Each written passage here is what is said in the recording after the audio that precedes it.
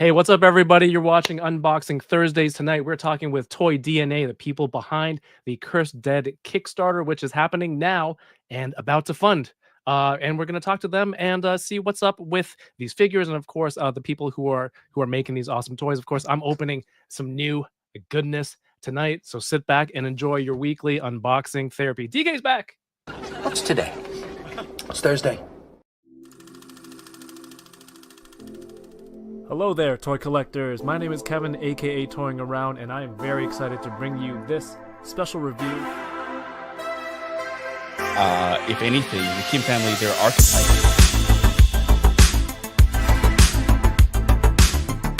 Which is sad, but not always a bad thing. I'm okay. I have one. Do you see all the name? Let's try them. Let's still try.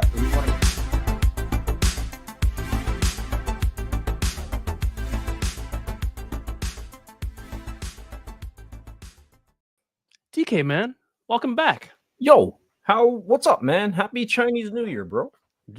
Just say New Year. Happy New Year. Happy New Year, man. Wish you and your family nothing but good health and awesome fortune. Right? Ooh, yeah. Very nice. Thank you. Same to you. What? More importantly, what do you wish the viewers for tonight? For New Year. Same thing, right? Nope. Wish everyone great. Hey, let me finish. Let me finish. No, one use. One use? Like yeah, one item? Yo, yeah, well, no, what you said to me, you can't use it again. But yeah, but I could still repeat the same basic premise, right? Like, I wish everyone great health, right? Like, awesome fortune, and also bountiful, like toy hauls, right? Giant toy hauls, right? So smaller ones. Yeah. Small ones? Yeah. See this ghost behind me? I can't do anymore. It's stupid. It's crazy. Well, we missed you last week. How was your birthday, man? Birthday was good, right? Got to celebrate with my girlfriend. Went to the keg, right? Got the Billy Miner like ice cream cake, so I was really happy about that. Didn't have to show my ID to prove that it was my birthday, so that's always a win. Got to see family, and that's a win. Yeah, that's a win, man. Not showing my ID. It's not like buying alcohol, and you're like, I didn't get ID today. That was a win. Yeah, no. Oh wait, no, that's a loss. Sometimes, like, they're like you're this age, It's just like, yes, I look very young, but I am not. Well. I'm an old man. Well, we're happy to have you back. Last week, Chamba and Mario came through. It was a fun stream. If you haven't seen it yet, go watch the replay. And there's some great stuff to open tonight. I'm really excited. Finally got in a Guile. Nice. I think that's how you pronounce his name. How do you say this, DK? I say Guile. Okay. Or good. Yeah. No. It's Guile. It's Guile. I missed you, man. I'm back. Winger Lou's request that you do Happy New Year in Cantonese. Okay. 恭喜發財，身體健康，新年快樂。What? No. This is close. Yeah. Keep going. 身體健康，and 希望你哋儲玩具，買到晒全部你想要啲玩具。Oh, very nice. Hopefully that's okay. Now in English. No, you did great. You did great. But we have an awesome guest tonight. We're talking about the Cursed Dead Kickstarter, which is happening now and ends February 1st.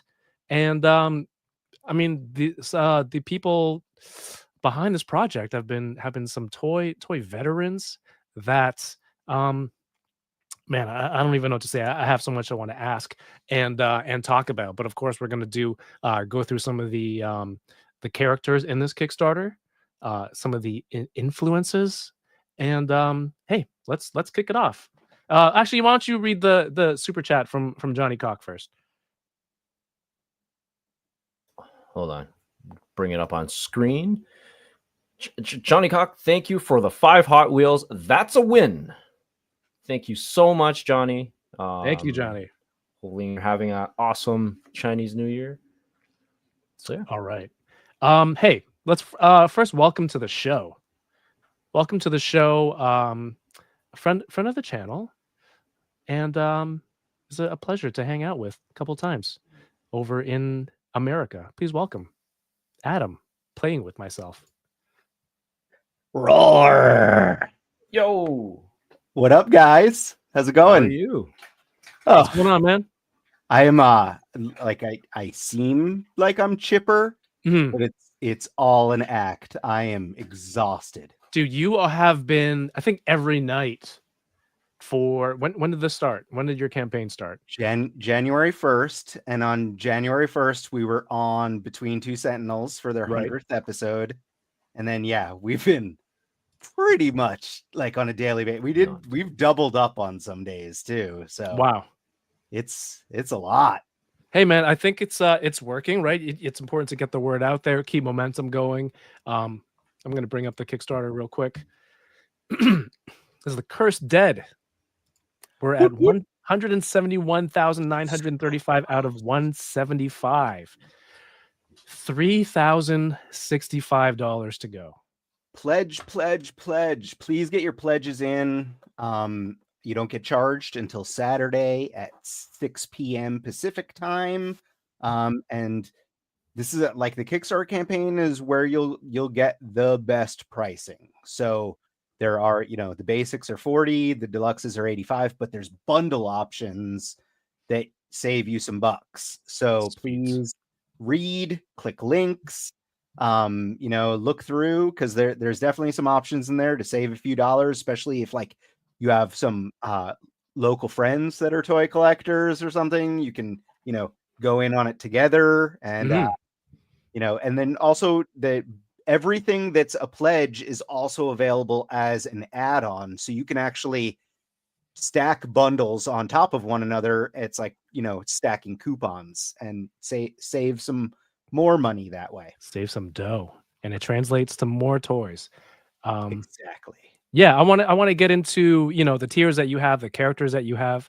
I brought toys to open too, so and we're gonna open some toys for sure. How much stuff do you have, dude? I mean, like I have a giant pile over here, but I picked 3 items that I've just been like kind of putting off opening for no good reason, because I'm actually quite excited about them.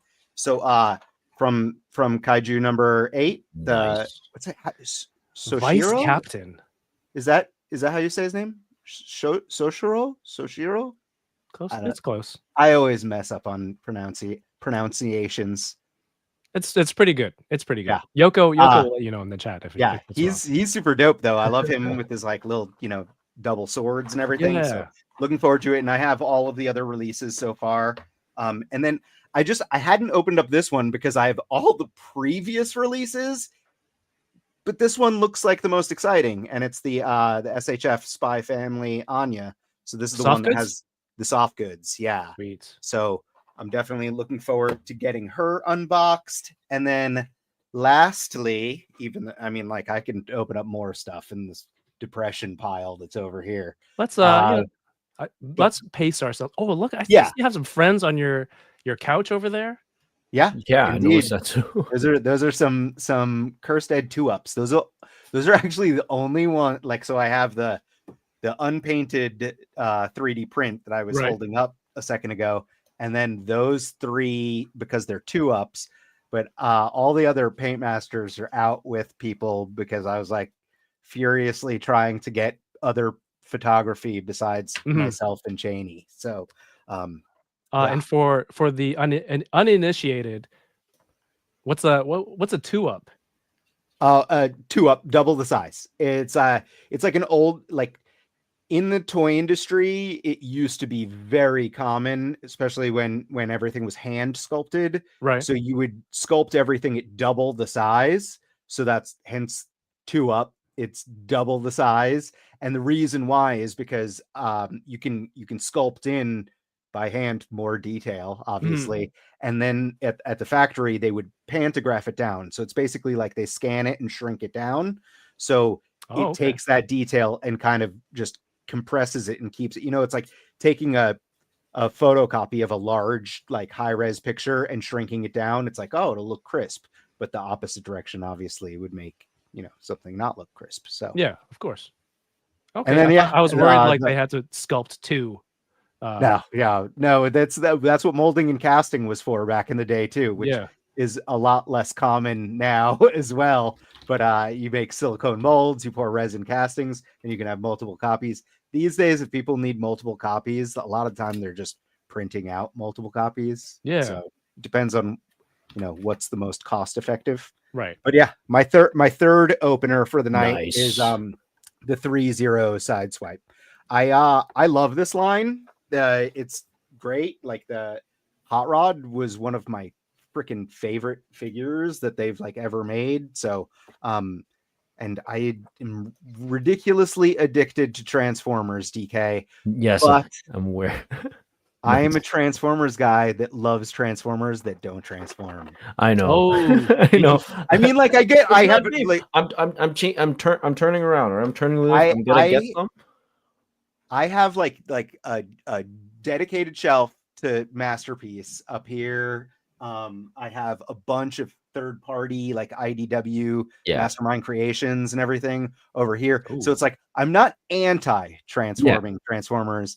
I keep them all in bot mode. So it's like, to me, that's fair. That's fair. Making the bot mode perfect and it like looks they're gonna stay in that mode for me. Yeah. Like, you don't have to convince me. Like, I'm gonna get one. I just haven't decided which one yet right now. There's just too many out there. Yeah. But the the one you YOLO have Park is really stuff, nice, if you're G1 YOLO Park, I love that. But like I'm buying YOLO Park and I'm buying the 3-0 because the 3-0 redesigns I think are really, really nice. Yeah, I think I missed out. There was I think back in December there was a YOLO Park. Was it the G1 Optimus Prime? It was I can't remember what type of exclusive it was, but it was like translucent. I should have dropped the pre-order right there, but I did it. That was the one that I like actually, like, all right, this is cool. Non-transforming transformer, and then it's clear and translucent. I'm down, but then I forgot about it, and then pre-orders are done. But I'll find another one. I'm pretty sure. Yeah, if you make it to San Diego Comic-Con, I know YOLO Park had a booth there last year. Yeah, so for sure. But yeah, the Sideswipe you have, very nice. It's my favorite Autobot, so that goes to, like, I appreciate that one a lot. It's because he's red. Yeah, for me, it's more like because he's a Lamborghini. Yeah. And that's like my favorite. That was the cool. It was like, especially as a kid, like it was like he's super cool. Yeah. And I mean, Sunstreaker was pretty cool too. Like the brothers. Yes. Are you gonna make it to San Diego, DK? I'm gonna try. For sure. What have you done? Sorry, that was my dog. Who let the dogs out? What have you done to try to move in that direction? I gotta try and figure out finances. That's what it is. Okay. Right? Yeah. Booking time off, that's like no problem, right? It's just the financial portion is just like sounds like you need to put those dance moves to work, my friend. Yeah, just a separate stream, separate channel as well, right? Yeah, keep it away from it 24/7, right? Yeah, you have the concepts of a plan. Yeah, I like it. All right, what are you opening, DK? I was going through because we got we got a convention coming up, right? So I started doing a lot of deep reorganizing and cleaning and seeing what I wanted to purge and not. So I came across these old ones, which are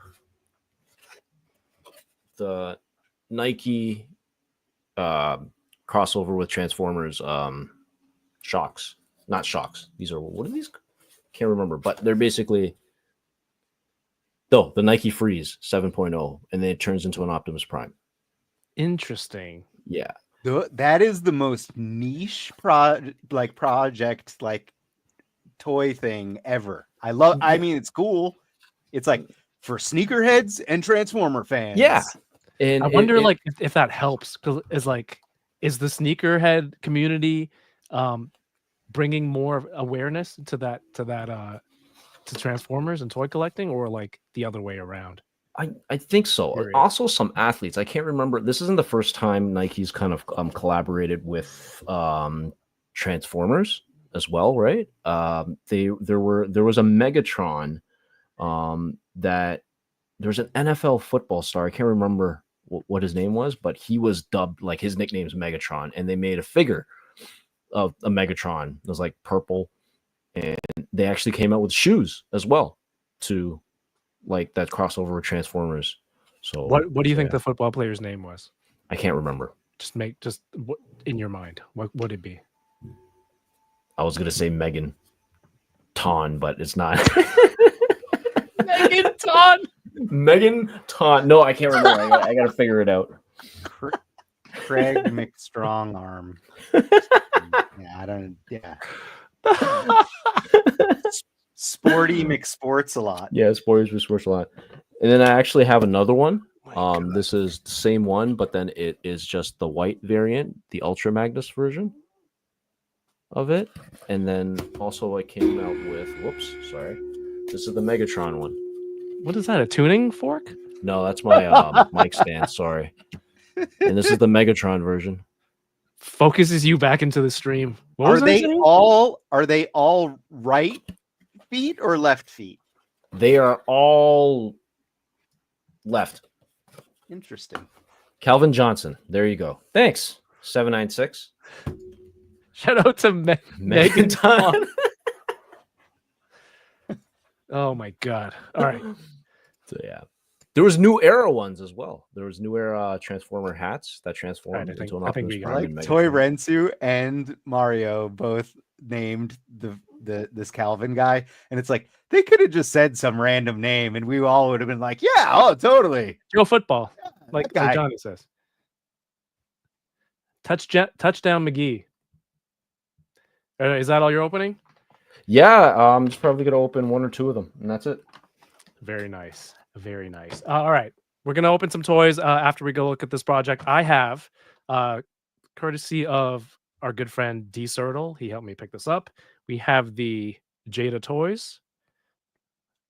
Guile. I'm going to open this. He looks, I mean, the articulation on this looks awesome. The whole like silhouette of the character is dope. The little comb there. He was in my 2024 top 10. Well, you know, we don't have the luxury of getting them so early here in Canada. And I got this as a Christmas gift from my friend Paul, and I need to open him to go into my HasLab Ghost because I'm not opening the mural cardback one. And if you haven't seen the review yet, it's up on the channel. You can watch the Ghost review. Thank you so much for being here tonight, DK. I'm almost better, but I still need you to do the channel member shout outs tonight. Thank you everyone for tuning in. DK, what's up, man? All right. So first off, we got Josh Brown. Hello, Josh Brown. 90%, everyone. Almost there. Go back and or share the Cursed Dead, pretty please. Thank you, Josh Brown. Then we got Johnny, Mr. Johnny Cock. Dope. We got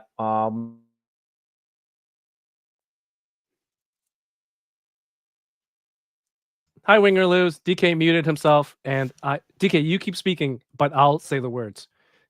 Click the next one. Oh, hi, Winger Lose. Thank you for being here tonight. He's gone. Everything's gone. He seems very frozen. Torrensu is here. What's up, Torrensu? Thank you for tuning in. Stream Elements, D Sertle is here. Paul Morales, thank you for tuning in. Welcome back. A couple people saying hi to each other. Claudio is here. Catalina Wine Mixer. Good to see you again. And Tormigos are here. Hi. Yoko is here. How are you, Yoko? DK, you're back. It's 2025. It's no longer 1940. You were frozen in ice for 85 years. What do you want to say to the people? You got to say it again. I think your vocal cords are still frozen.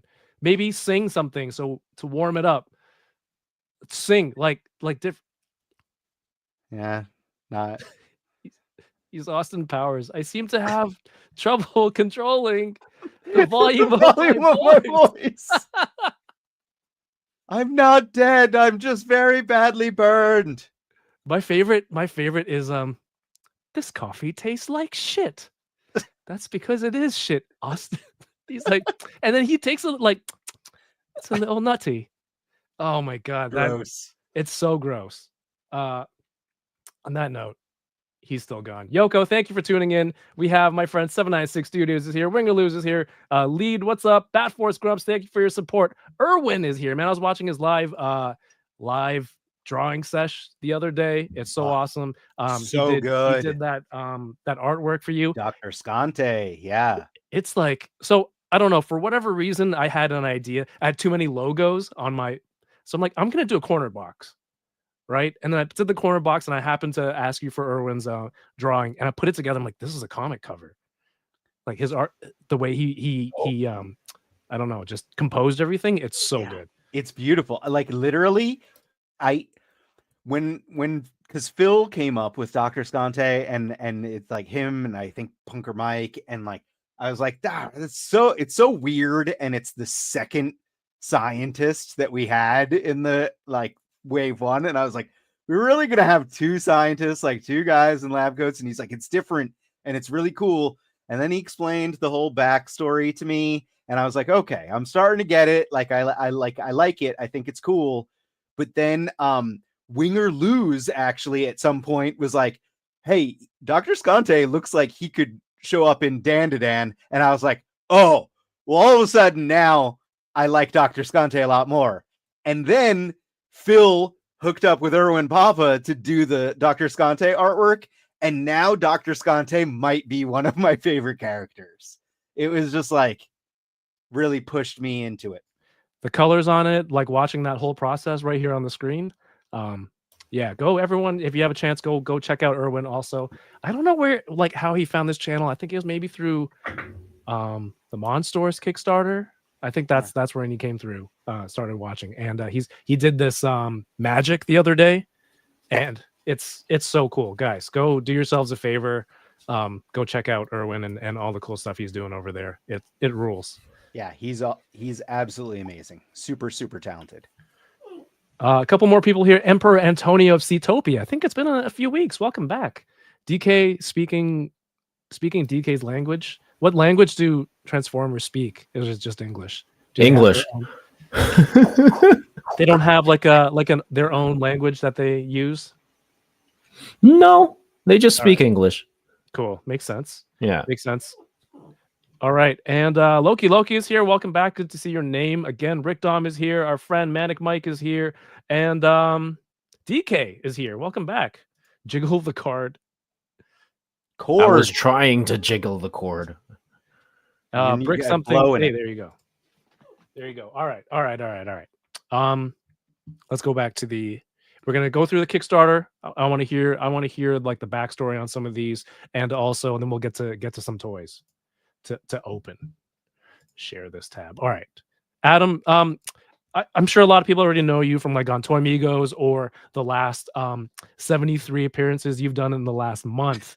But you work, you do Toy Migos. You do like a live stream every week. You talk about toys all the time. But you've also every other week. Remember, I brought Augie on to be my somewhat replacement. True, fair. But you've also like been working in toys for how long? Eons. Since 2001 was my first toy industry job. But I've been at Gentle Giant Studios since October of 2006. So I'm going on This is my 19th year that I'm going into. 2006 is 19 years. Oh, Jesus. Yeah. Congrats. That's almost like that's when DK was frozen in the ice. Yes. It's been that long. But yeah, I'm creative director at Gentle Giant Studios. So it's basically outside clients like Hasbro or Mattel or Dark Horse or Jazzwares. Well, if they have a toy that they want made, they'll hire either freelancers, or they'll come to us like Gentle Giant Studios. And I'm the go-between. So I'm the person that speaks to the clients, and then I oversee the actual prototype development in-house at Gentle Giant. So we have digital sculptors, we have 3D printers, 3D scanners, we do mold and casting, we have a paint shop, we even do manufacturing runs. So there's all sorts of interesting projects going on all the time there. The ones that I'm the most interested in, though, are the action figures. Yes. We do a lot more than action figures, though. Unfortunately, I guess. Fortunately for the studio itself. Yeah, because for the business, Adam. Better for work. But for me, action figures are what my passion is, and I'm an articulation junkie, so super articulated action figures, even more specifically, are what I'm the most passionate about. So we get to do quite a few of those. We work on a bunch of Marvel Legends. We work pretty much like Mattel's WWE line. We do the lion's share of the action figure work for them as digital prototyping.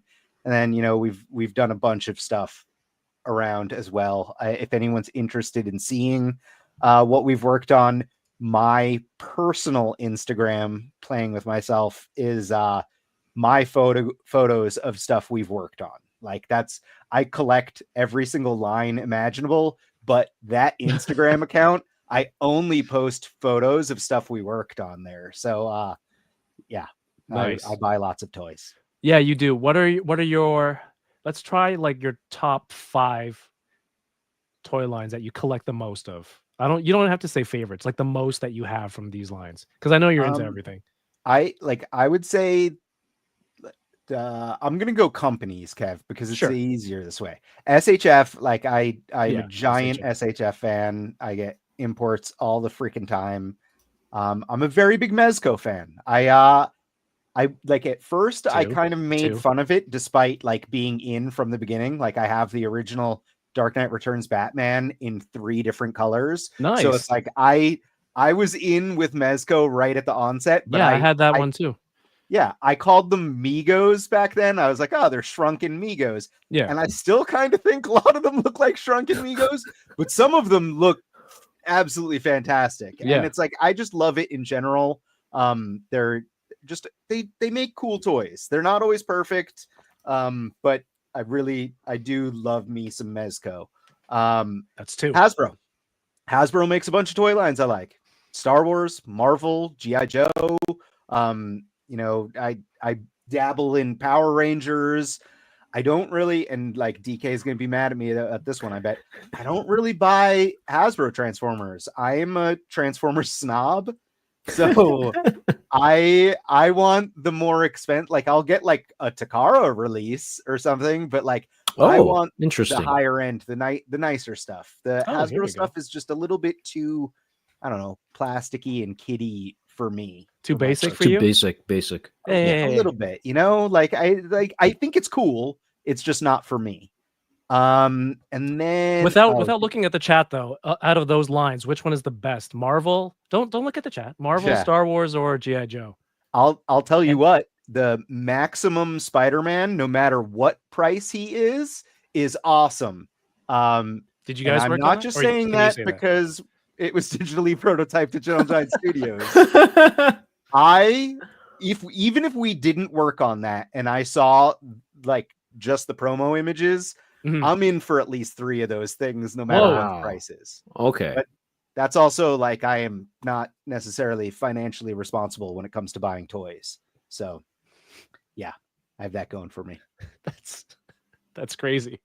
But hey, you know what? Support the line. One to keep as a trophy because you guys worked on it, right? One to play with, and it's really it's one for in the toy room at home, one for at work, because like if it's really good, I'll want to keep a copy at work as well, and then one to keep in the package as a just in case. Yeah, in case. Yeah. All right. So nice. Hasbro, that's 3.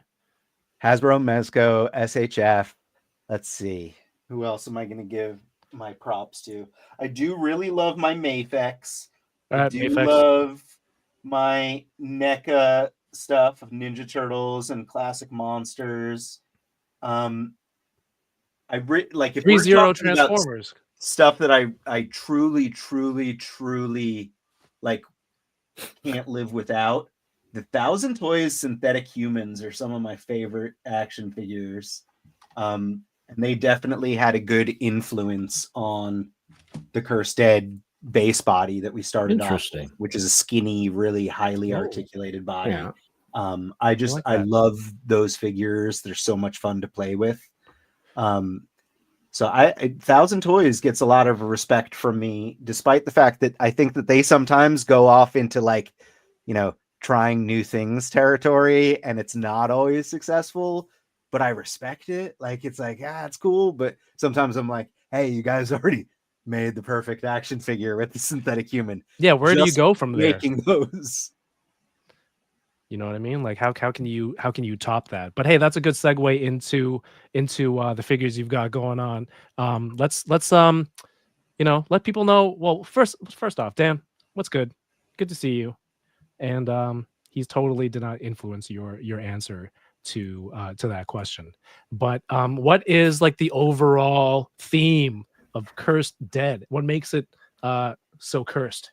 So the idea of the Cursed Dead is, I mean, like, we wanted to do, like, when we first kind of came up with the idea, it was like, hey, we want to do horror action figures because there wasn't like that much out there. There still isn't a ton. Like, there's some companies taking a crack at it, but there just wasn't a ton of stuff out there. So we were like, horror is a cool genre that I like. Phil is I'm a horror nerd, but I'm a horror nerd like I'm I guess a more common level. Like, it's like I watch modern releases. I go to the theater and watch horror movies. My wife and I like watching horror movies and scary movies in general. But like, Phil takes it to a whole other level where he'll watch crazy, B, C, D list VHS releases and stuff. So he's the main designer. Like, he's the main guy behind this, where it's like, these are his baby, and I just get to throw my 2 cents in on it. So the idea was we wanted to do this toy line that was horror that would also work with a ton of other 1/12 scale stuff, because, like I said, I collect SHF, and, we were just talking about Dan to Dan, and, there's Jujutsu Kaisen and Demon Slayer and Chainsaw Man, and, like, all these different lines where there's not that many villains for them to fight. And like, that's, it's all these guys that are fighting creatures, demons, monsters, and like, you get really cool action figures of the main heroes in the main cast, but you don't really have the bad guys for them to just, go around slicing up and stuff. So we thought that this would be a good way to kind of position the line where we could create all these characters that are Phil's take on whether they're classic monsters or he's coming up with his own, new monsters. Do you see this? It's 98%, dude. So freaking close. They don't show the percent. Sorry to interrupt. They don't show the percentage here. Just a little bar. Yeah, it's fun. And it's like, the thing, like, Kickstarter is like, watching it is crazy, because like it's always like the backer number is going up, down, one little bit here and there. And it's like, I don't know, like, whether people are just indecisive. And, same thing with the dollar amount. It's like whether people are indecisive or whatever. But it's like, I have to, like, I do my best to stop looking at it and refreshing, because I'm like, otherwise I'm going to sit there doing that all day long and not get any work done, So it's like me watching my Amazon delivery progress. Exactly. It's like tracking packages and stuff. It's absolutely torturous. So yeah, we are close. I'm really hoping that we get funded soon, because it seems to be that, like, once that happens, people start to like, they're like, oh, hey, we're going to jump in now. And like I said, it's going to be the cheapest place you can get these. Like, they're available on Big Bad Toy Store at a slight markup. And Big Bad Toy Store is great too. Like, don't get me wrong. I've used them for 25 years. I literally, even like, when I was talking to them about this project, I was like, no, go check my account. Like, I go back to the beginning, like, they celebrated their 25-year anniversary, and I've been ordering toys from them since that website started. So I love it. I love the pile of loot. It's great because they don't charge you until the item is ready to ship. So it's like, there's definitely great things about it. And, they're a big supporter of independent toy lines in general. So much love. It's really cool. Store. It's really cool. I've seen them support it. Like, we're in a lot of the same circles, right? And a lot of projects that we've seen people do, and like they've been involved. So that is really awesome. What should we do if and when? If it's going to fund tonight, but if it funds on our stream tonight, what should we do, DK? DK's got to do the Dan dance. Got to do a dance. Yeah, we got to do something more than dance, though. All right, you think of it. All right, you think of it. But that's a lot of money to get during 2 hours or an hour and a half was what we Chat, have left. can we right? do it 66 people I mean, like, times- please, if we can, that would be great. Don't get me wrong. All right, we have some new names in the chat. What's up? Carl Space, I think, is newish. If not, welcome. Wrestling Hound is here. Brick Something is here. Video Power Gaming, what's up? All right, so you've got an impressive lineup. Is it 8 or 9? There are Here. 9 figures in wave 1. 5 basic figures and 4 deluxe figures. So the basic figures are the $40 price point, and then deluxe is $85.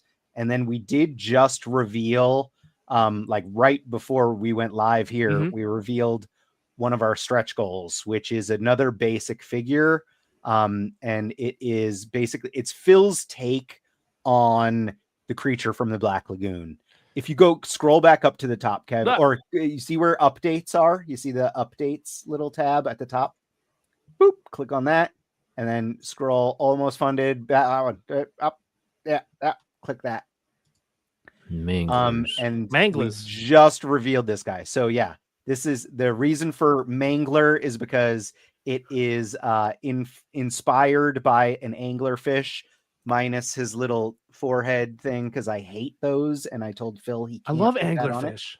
That's my Anglerfish son's are favorite. cool. Yeah, I they're just so didn't want ugly. the little fishing lure thing Nah, on his man, head. that's what makes Instead, it. the eyes that we're going for glowy eyes instead. Nice. So, What's up, Chamba? oh, Chamba likes the Mangler. Nice, Chamba good. I'm glad. You The know Mangler that- is like one of my favorites. You know, it's a high praise when Chamba. He's very particular. I don't want to say picky, but he makes his toy purchases with a very like specific target, you know, of what he wants. And so when he pulls the trigger on something, you know you've hit the target. Yeah, you know it's good.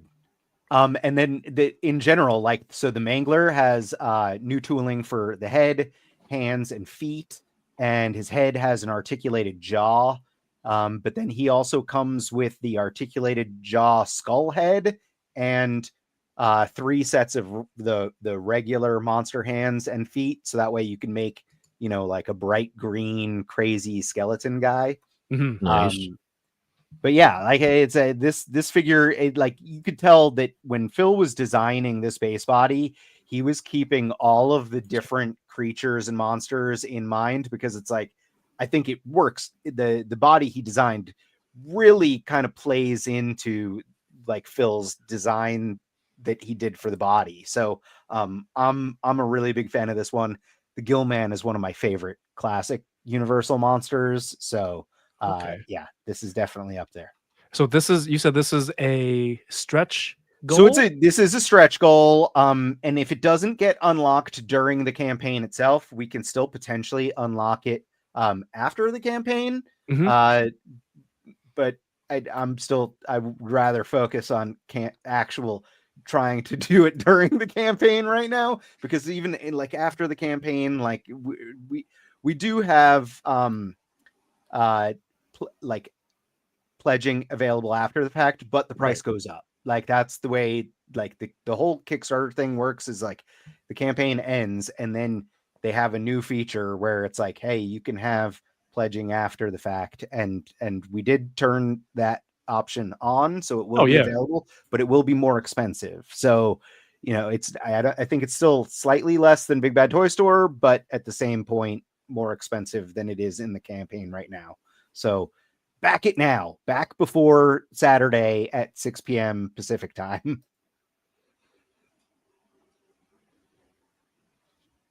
Kev, I think you're muted. Yeah. Damn it, I keep doing that. You, Adam, you mentioned that these would go great with other lines. DK, when that happens, you got to fill in what I'm saying. No, I just caught it in that No, time, right? Because you I was gotta- reading Yoko's comment, and I was like a thing, and then I watched you, and I was like, oh no, you're muted. But yes, they can fit with other lines, but I think the important part is based on what I've seen, but by not reading, but from watching all your streams this month, there are some really, really great stories. Yeah, it's insane. Some of the stuff that actually a little worrisome. Phil is definitely disturbed. Mm-hmm. But in a good way, in a very creative way, and in a good disturbed.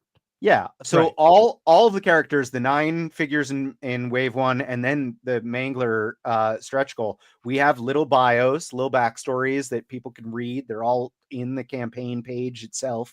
And they're really cool if you want to use them. If you don't want to use them and you just want these characters to be villains for your G.I. Joe Classified, or Ghost Rider, or Blade, whatever, that's cool too. Whatever, however people want to play with them, it's up to them.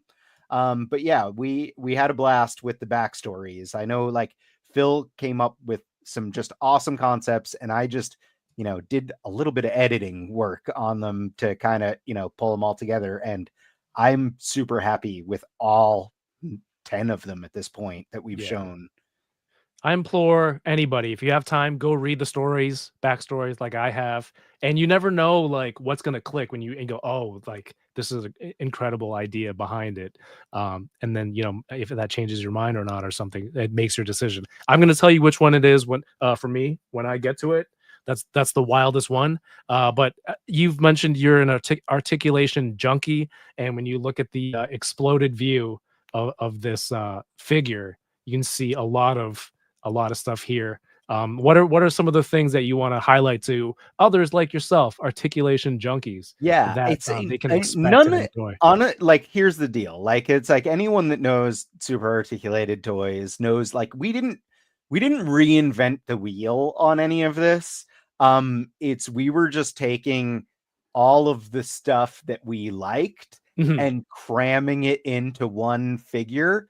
And the torso is really exceptional to me, because what happens a lot of the time, like, people want really, like, crazy articulation. They want like Spider-Man that can curl in half and crouch, and do that 4-point stance.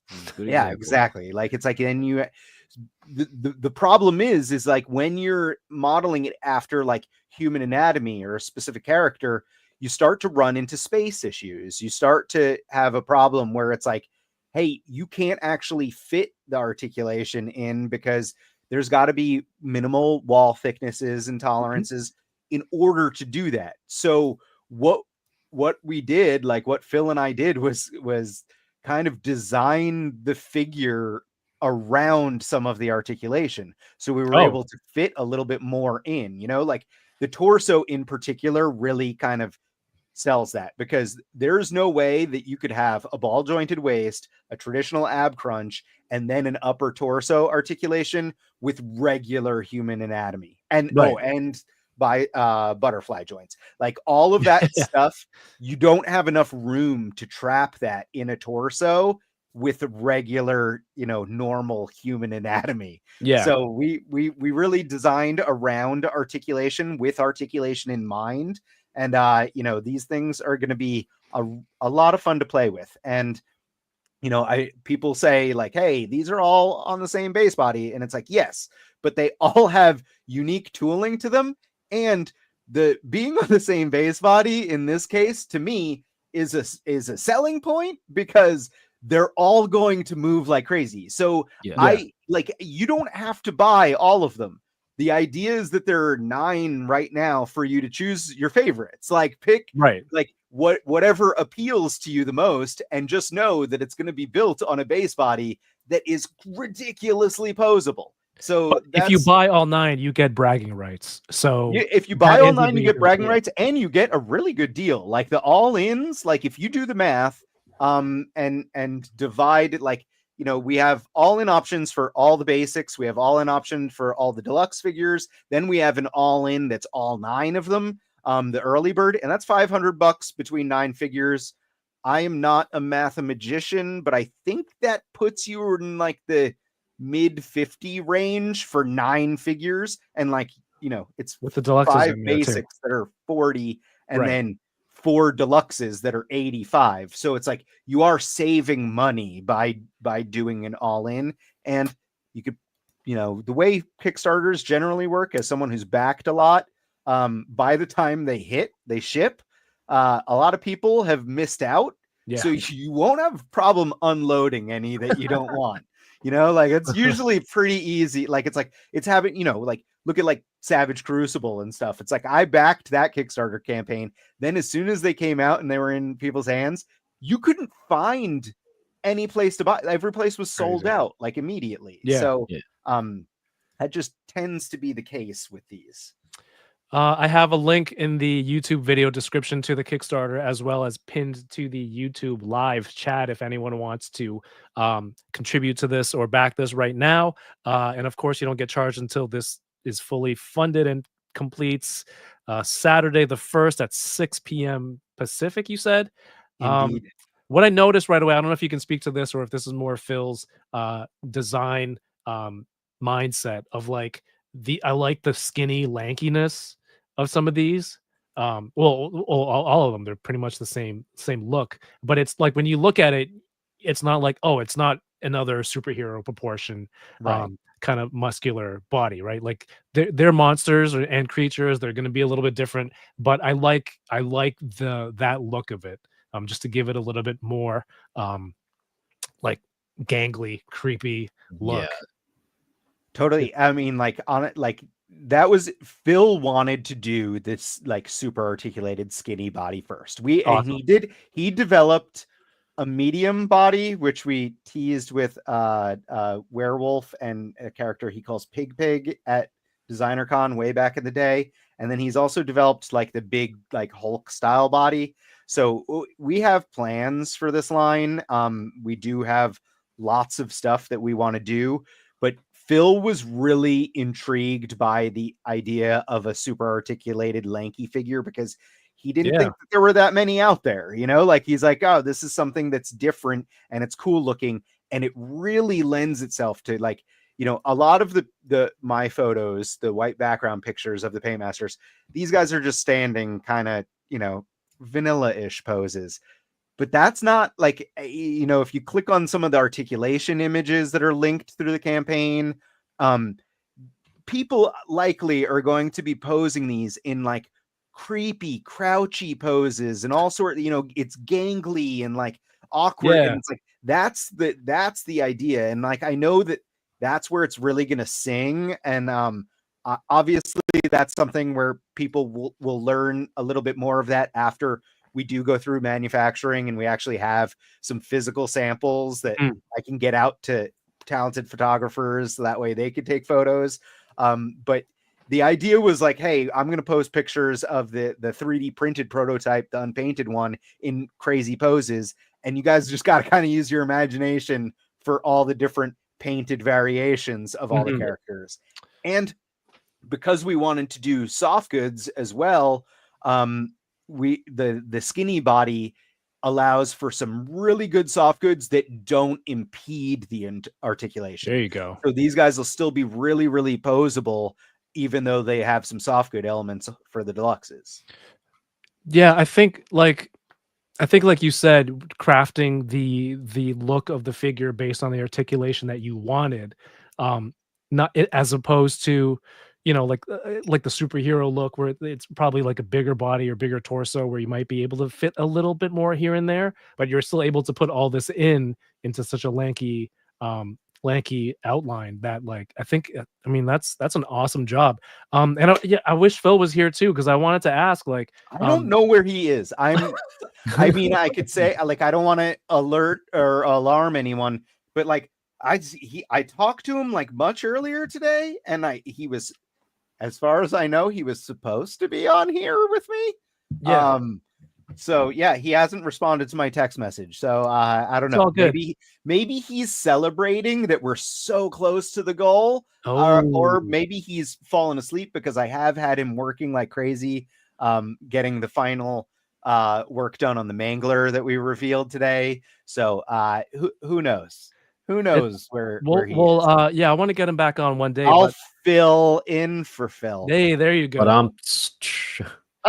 But perfect. So Phil, I know you worked on the original like first wave of Marvel. Please don't interrupt, Phil. But I know you worked on the Marvel Legends Toy Biz ones, right? And I did like 40% of those. Cortez did the rest. Right. Dave Cortez also has been on here before. Yeah, he's great. He and I used to have a friendly competition. This is really Would you like bad to impersonation. elaborate on the competition? Well, he Push-ups? sculpted and I sculpted, and we Okay. tried to out sculpt one another. Brother. Okay. And so yeah, when I saw his your name attached to this, I'm like, oh, this kind of has that almost like that Toy Biz Marvel Legends look with some of the thinner arms and legs. What are these called? Appendages? Limbs. They're called limbs. Yeah, limbs. Yeah. So yeah, is there a little bit of a your style in there from both of those?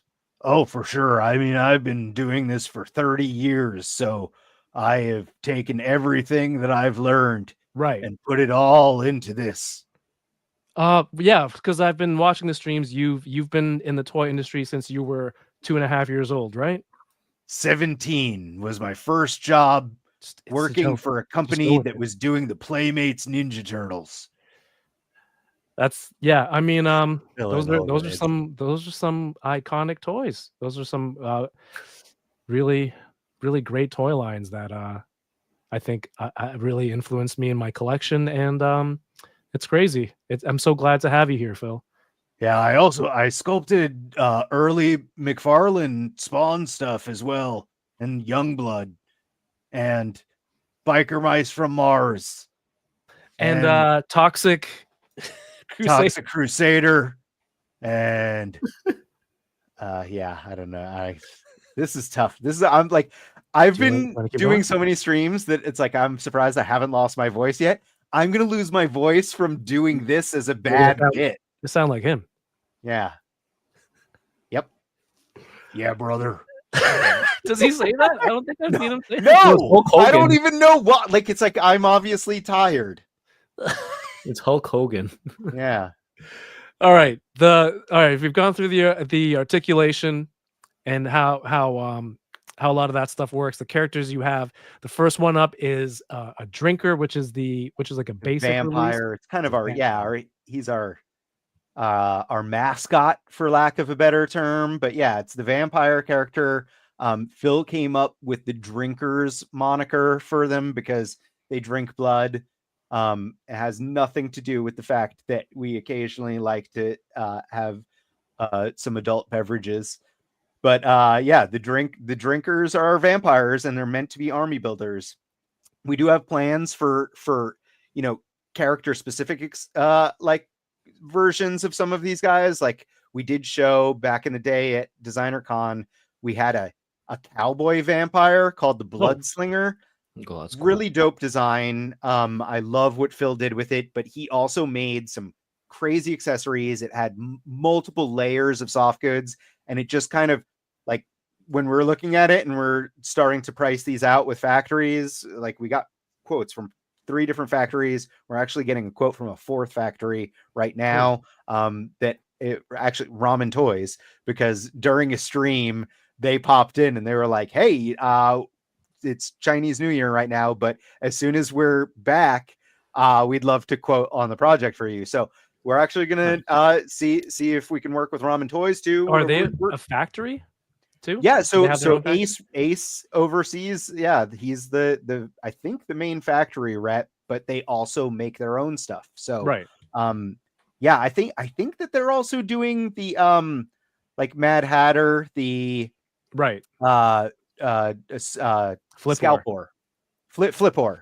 You're a scalpor for you're like, Scalpor, hey, I can Flipor. sell these before they come out. Yeah, exactly. Back extra. That's you. It's funny that it's me because it's like I'm the guy who never sells toys too. Like Yeah. it's like I still have my garage is packed with 40 something years of toys that I've Wow. accumulated. You should start a toy. Like that's the good thing about it. Like you can put your toys in the garage and not worry about On a the toy plastic. museum. Yeah, the plastic freezing, getting really molecular with the heat and the cold, breaking down the plastics. You just have a nice warm California garage, car hole. All right, we got the drinker, which I mean, like you said, it's a vampires, but you can mix it with Blade or other scenes, man. Like it's a great it's a great army builder to have. Yep. The next He one comes is the drinker comes with 3 different heads. Most of the figures, like 8 of the 9 figures, come with that skull head that has an articulated jaw, and Right. it's painted to match the base body that it comes with. So it's like you can make your own kind of like zombie skeleton guy if you wanted to. But then the drinker also has the creepy smiley closed mouth, and then the open mouth kind of feeding head, and 3 sets of hands also. So definitely you get an assortment of parts for that $40 basic figure there. which is great for an army builder too, just to get variations and different looks. The next one you have is a DK. What is this? A Dijon? It's a silent D. It's a Jin. Jin. Okay. It's So a Dijon. Jin is it's just another name for a genie. So it's like Okay. the Jin comes with a lamp, just like we're accustomed to with genies. He comes with the skull head. He actually comes with 7 hands altogether, so it's like 3 sets of hands plus an additional hand that's made specifically to hold his lamp. Ooh. And the lamp itself is articulated, so it opens and closes where you see that kind of hinge going on.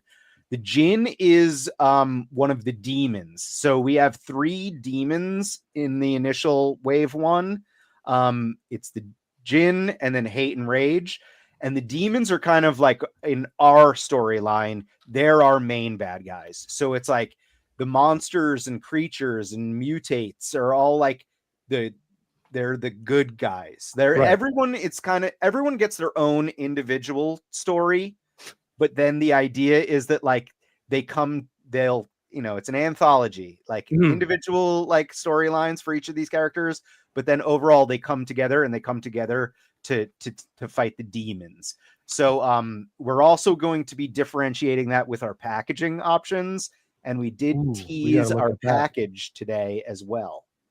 So that's I have that up. I can show that. I know I keep jumping around, Kev. I'm sorry. I'm making you work. It's all good. I'm ready for this. You mentioned it's your main like bad guy. Do you have plans to make some heroes, some good guys coming down? So like it's funny that you say that, but it's like, so some of these guys that are creatures and stuff, we do intend to kind of spin them into like I don't. Heroes is a strong word. Anti-heroes, maybe, or something like it's like reluctant heroes for some of the creature side in general. I mean, some of them are just unbelievably warped, and it's like the idea is that like they're good guys that people don't. It's like when like Deadpool wants to be all in the Avengers and stuff, and the Avengers are all like, "No, that's a terrible idea. You don't belong on this team." Yeah. And it's like. That's the idea. So like it's like some of these monsters and creatures, everyone's like, do we really want them? They're just misguided. Yeah, do we want them on our side? Are they supposed to be fighting for us? But yeah, the packaging in general, the way we're going to differentiate the two is all these, the monsters, the classic characters, or the more modern versions. Everything that's not a demon is going to have a VHS inspired packaging. So nice. The packaging will be like a closed box, but with the front flap that opens up. Nice. So will have a window that you can see the figure inside, but otherwise it's going to be closed box. It's going to have the dimensions of a VHS tape, but be bigger because our figures are bigger than a VHS tape. And the monsters from like, it depends on what era they are. So Wendigo here is kind of like an 80s-esque vibe. I think that Gordy would have an 80s-esque vibe to it too. Crankle is going to be a more modern-ish kind of VHS tape, like not like a Disney clamshell VHS. Yeah, no, but like that one? It's just like design-wise. You see like how this one like definitely looks like late 70s or very early 80s. It's like we're going to have different eras to them based on like what the character is. So that's the idea there. And then the demons are going to have the packaging is going to be the same dimensions, the same thing where it's a closed box, but it has a flap that opens. But they're going to look like like old creepy books, like either like the Necronomicon or like, ancient texts and tomes and like stuff like that. So there will be a little bit more to it and stuff probably on the back, but they're going to have more of a book-like vibe. Nice. To separate them from our good guy I can't wait to see those VHS ones. Okay, very cool. Yeah, this is an awesome design that you guys posted today, and yeah, I really dig the VHS feel to it. The retro feel, and I want to see more of the packaging coming out soon. Well, hopefully coming out soon. I'll shoot you some DMs and show you my package. Okay. Not the worst thing that's been said tonight. All right, we're gonna jump back to the figures. All right, so we got Hate and Rage. These are the Demon Brothers. Hold on, I'm just gonna get DK to read these. Oh, sorry. Yeah, it's okay. This I is Heat. spoiled it. Hate? Is this Heat or Hate? Rage. This is Heat. He's a fire type, and this Rage. This is actually pronounced garage. Garage. Yeah, garage. Okay. But Adam, what's the deal with these two? So Hate and Rage are the Demon Brothers. Basically, like, so there's a common design element through the demons, and that's that glowing blue orb. So there's a glowing blue orb inside the Jin's lamp. So when you articulate it and open it up, okay, the glowing blue orb is inside his lamp. For Hate and Rage, they're actually both in their heads. So Hate has his in his forehead, and then Rage has his trapped in his mouth. In production, we'll likely be doing the glowing blue orbs will all be like a kind of a translucent-ish blue with some overspray to really give it a good glowing effect. Sick. But it's kind of part of our backstory that like all these orbs are used in some way. So the orbs in the genie, it's part of the lamp, and then people would use the lamp to summon the Jinn to do their bidding. Ooh. The orbs for Hate and Rage, if people came across these orbs, they could then summon one of the Demon Brothers, whichever one it is, to do their bidding, to try to, take over fight a battle, take over, another village, do something. But it always ends up backfiring.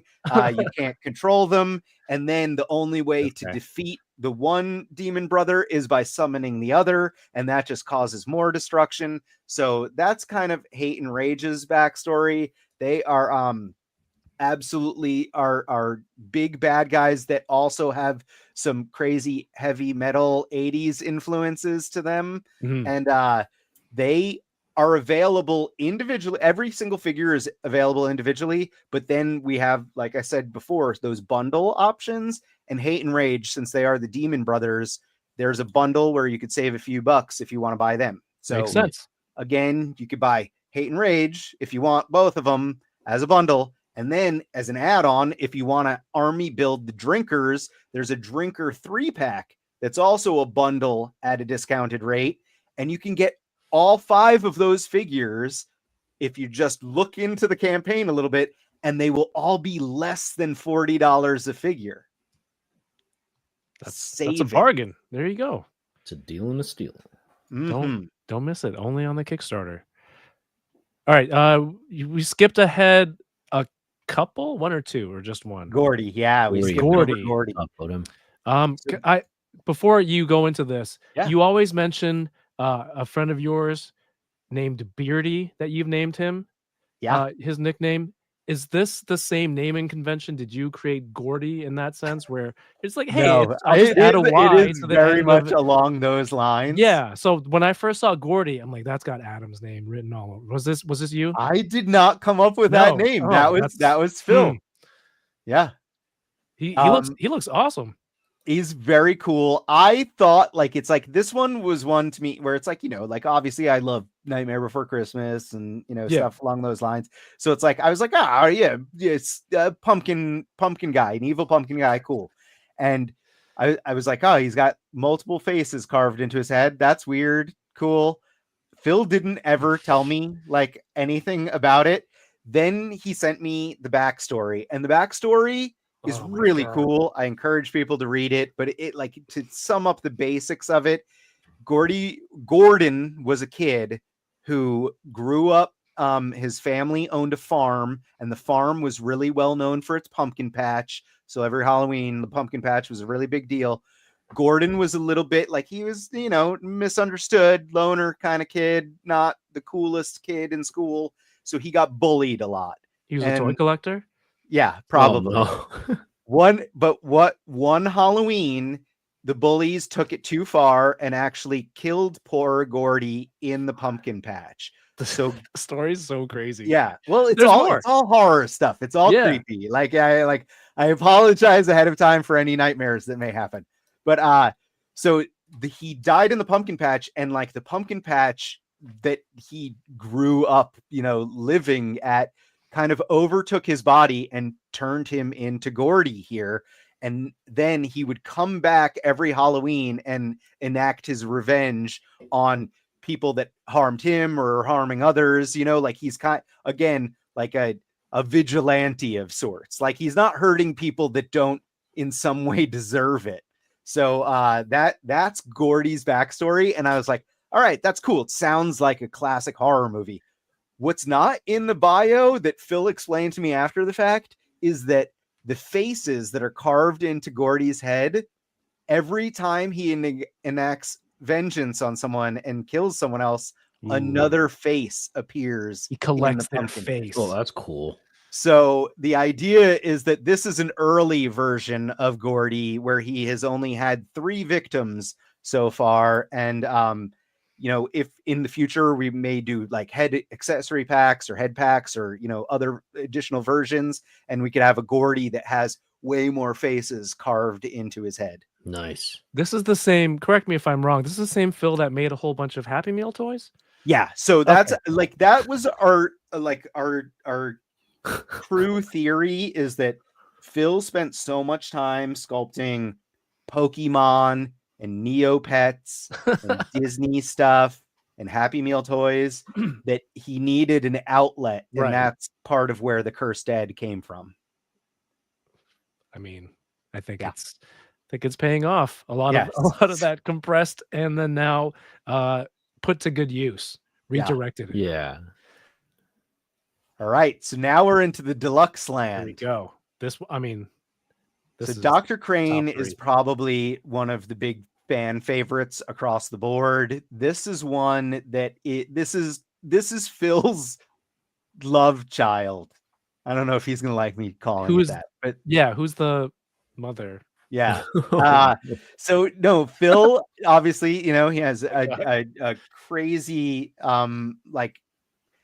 like lifetime of watching horror and working on toys and doing things. So it's like, obviously he worked on Ninja Turtles, but he also grew up watching the original Fly, the Jeff Goldblum Fly. Like the Fly is kind of a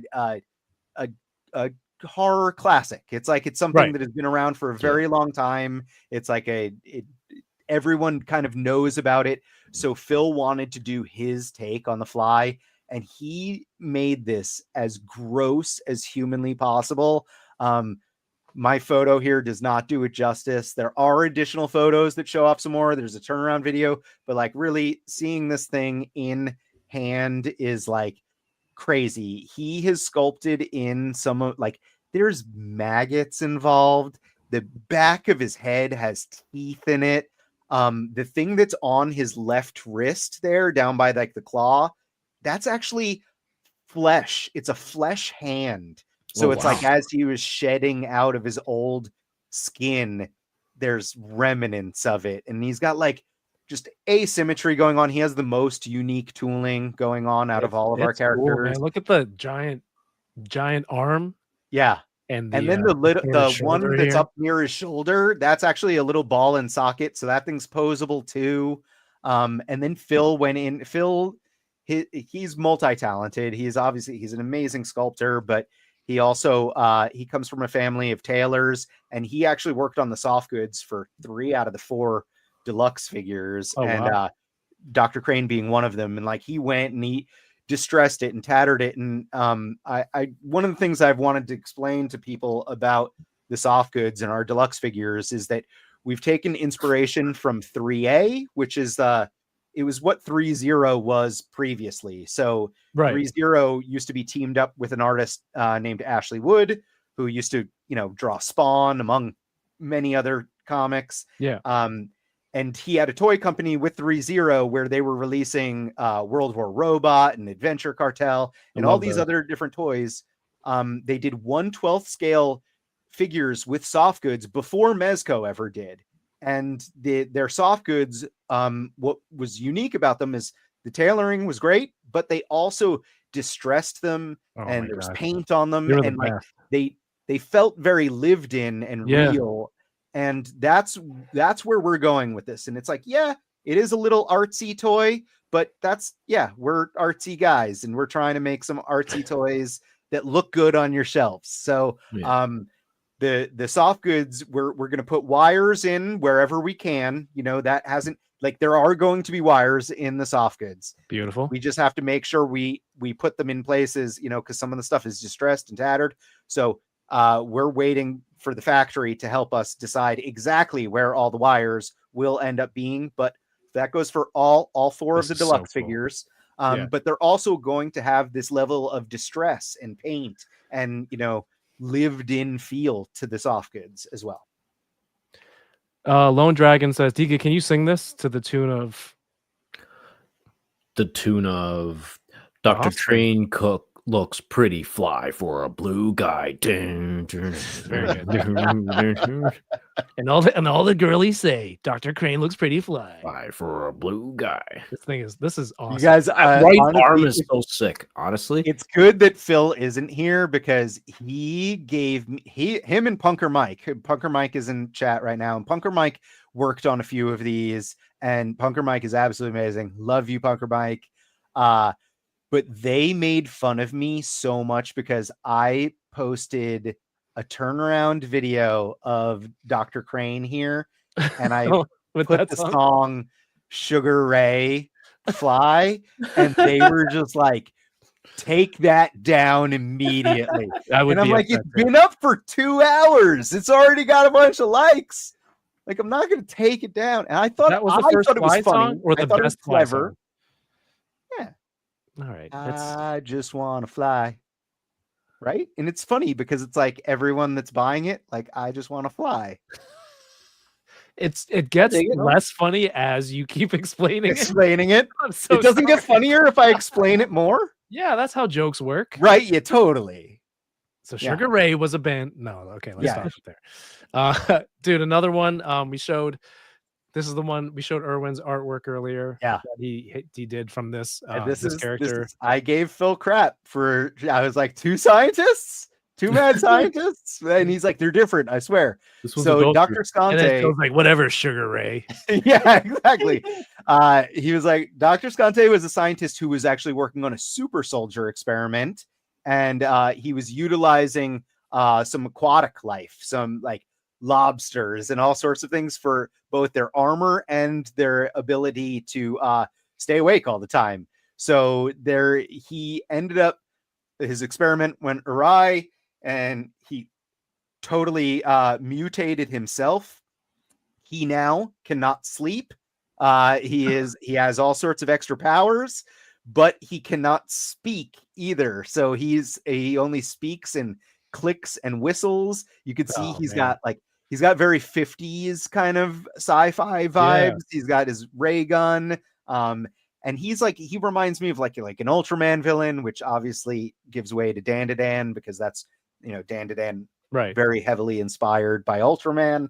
So I like this guy, and he's literally grown on me as we have talked more about him. And then Erwin Papa's art just like kind of sold me entirely. I was like, damn, this guy's actually super cool.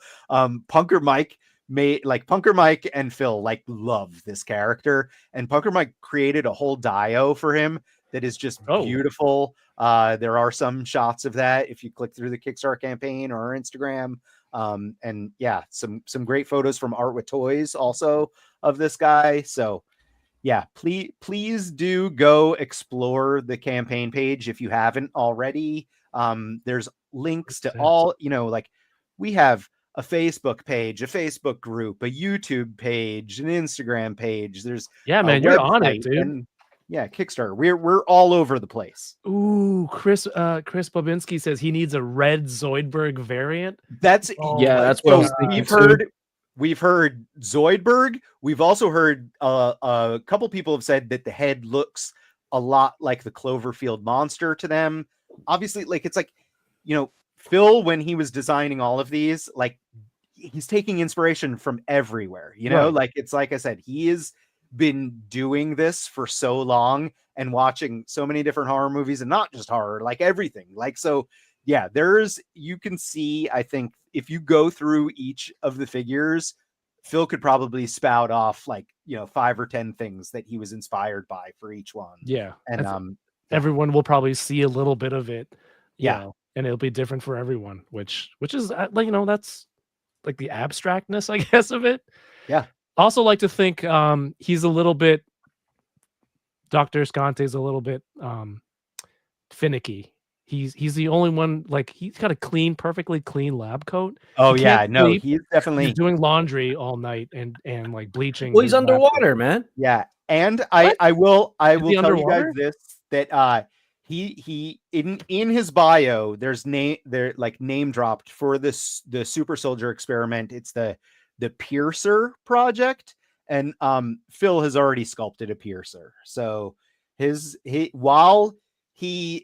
experiment went wrong and, you know, directly affected and mutated him, it didn't fail. So there are some piercer super soldiers as well. So definitely, you know, like I said, we have a lot of stuff planned. We're not like just one and done and that's it. Like, we would like to really launch this as a line and keep going with it for years. Yeah, I think if you have like a good story, which all of these do, and complementary characters to follow it up with, and just keep building on it, and That's then the it's plan. all of your like your own original. I mean, these it's ideas. I'm gonna be optimistic, and it looks like, you know, that it's gonna happen. So you know, the fact that we'll have the opportunity to do this and, you know, potentially continue on with it, like, I could not be more excited. Quick check, we're at 172,355, which is how much? $2,645 away. Damn, math. Quick maths. DK, I need you to read this this bio, but in like the movie movie trailer voice.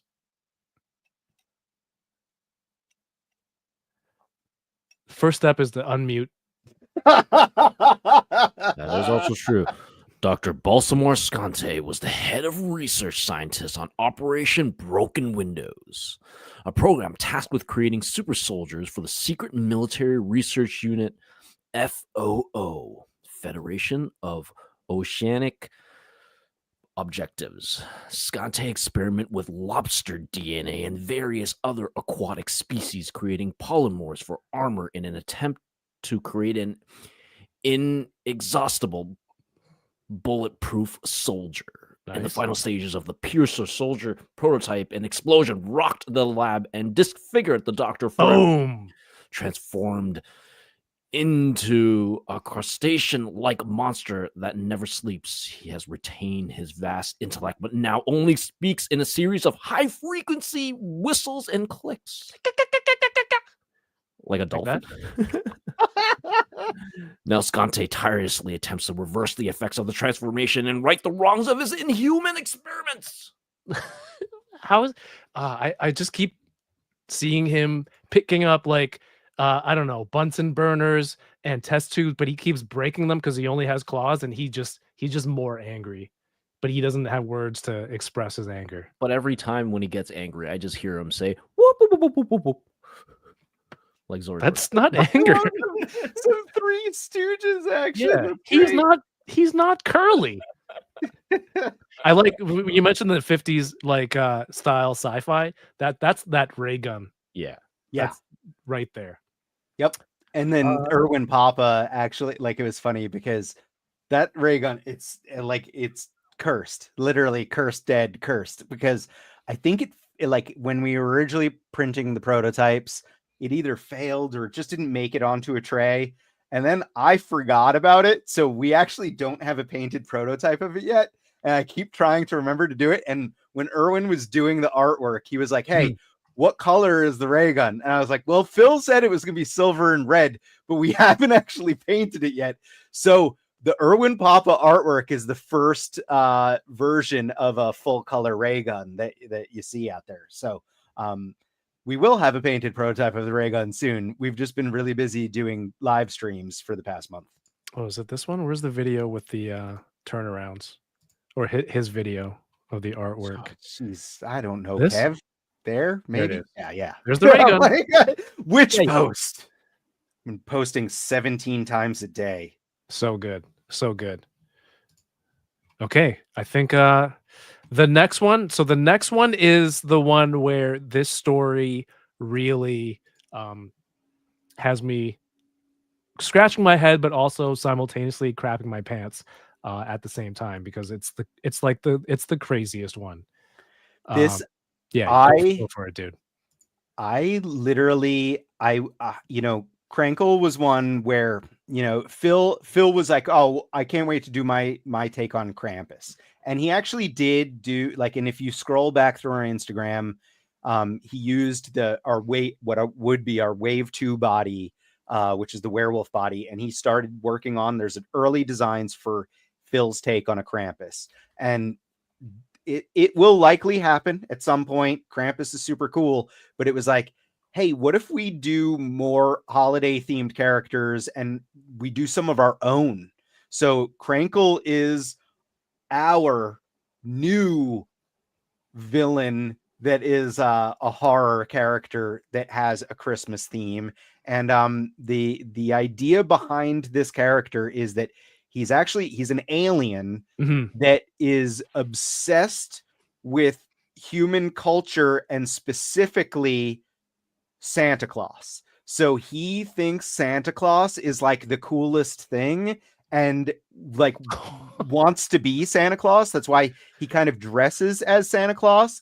Right. And he takes the idea of Santa Claus so seriously that he has taken it upon himself that he knows Santa doesn't like it when kids stay up late to try to catch a glimpse of Santa. That's not okay. That's not okay. So Crankle has decided that his job is to punish the children that stay up late trying to catch a glimpse of Santa Claus. And he is very unbelievably violent when it comes to this. And if you want to totally traumatize your children, you can tell them about Crankle, because if he catches children staying up to catch a glimpse of Santa, he skins them or puts their different body parts as ornaments on his Christmas tree. So very unbelievably creepy. Phil actually wrote a Christmas song, so it's linked through here. There is the Crankle Christmas song that Phil wrote the lyrics to, and then Josh Falcon is the sound engineer and a great musician. Phil and Josh have had bands for many years. They've been friends for decades now, and they recorded the song, and then Cheney from Toy Amigos took photos and video of the Crankle prototype, and we put together this music video that we posted right before Christmas as kind of the teaser announcement of the Cursed Dead Kickstarter campaign coming. So I encourage everyone to watch it. Comics Legend is asking you to play it. If you want to, Kev, you can, but it is like 2 minutes long. Yeah, I want to make sure we have enough time for everything. Yeah, I haven't opened anything yet. Yeah, we're gonna get there. Adam, you want to talk about your Kickstarter? Okay, so we are almost done. Almost done. But like, I scroll down and I see this Santa mask, and I go, "Oh, this looks like an innocent enough head swap for this figure." And then I'm like, "Wait, I don't think that's what it is." And then here on the thumbnail of the video, is that the same thing? Yeah, so it's funny that you mentioned this, because So Phil had initially, when he sculpted that Santa mask, Yeah. he had initially thought of it as like a really cheap old Halloween mask, like one of Right. the old plastic Halloween Yeah. masks. Cut into And he your was like, yeah, eyes. Crankle puts that on to pretend he's Santa and everything. But we actually we printed out our prototype and handed it off to Nico Hodge, Artman Customs, who One of the works with greatest. me at Gentle Giant sometimes. And he is an amazing, talented painter. Yeah. So we handed him the Crankle to paint, gave him kind of all the instructions on how to paint the Crankle, but we did not say anything specifically about the Santa mask. It was just like, hey, it's a Santa mask. It's implied. It's in there. Nico took it upon himself to paint it in the goriest way possible. Yeah, it was implied. So it looks terrifying.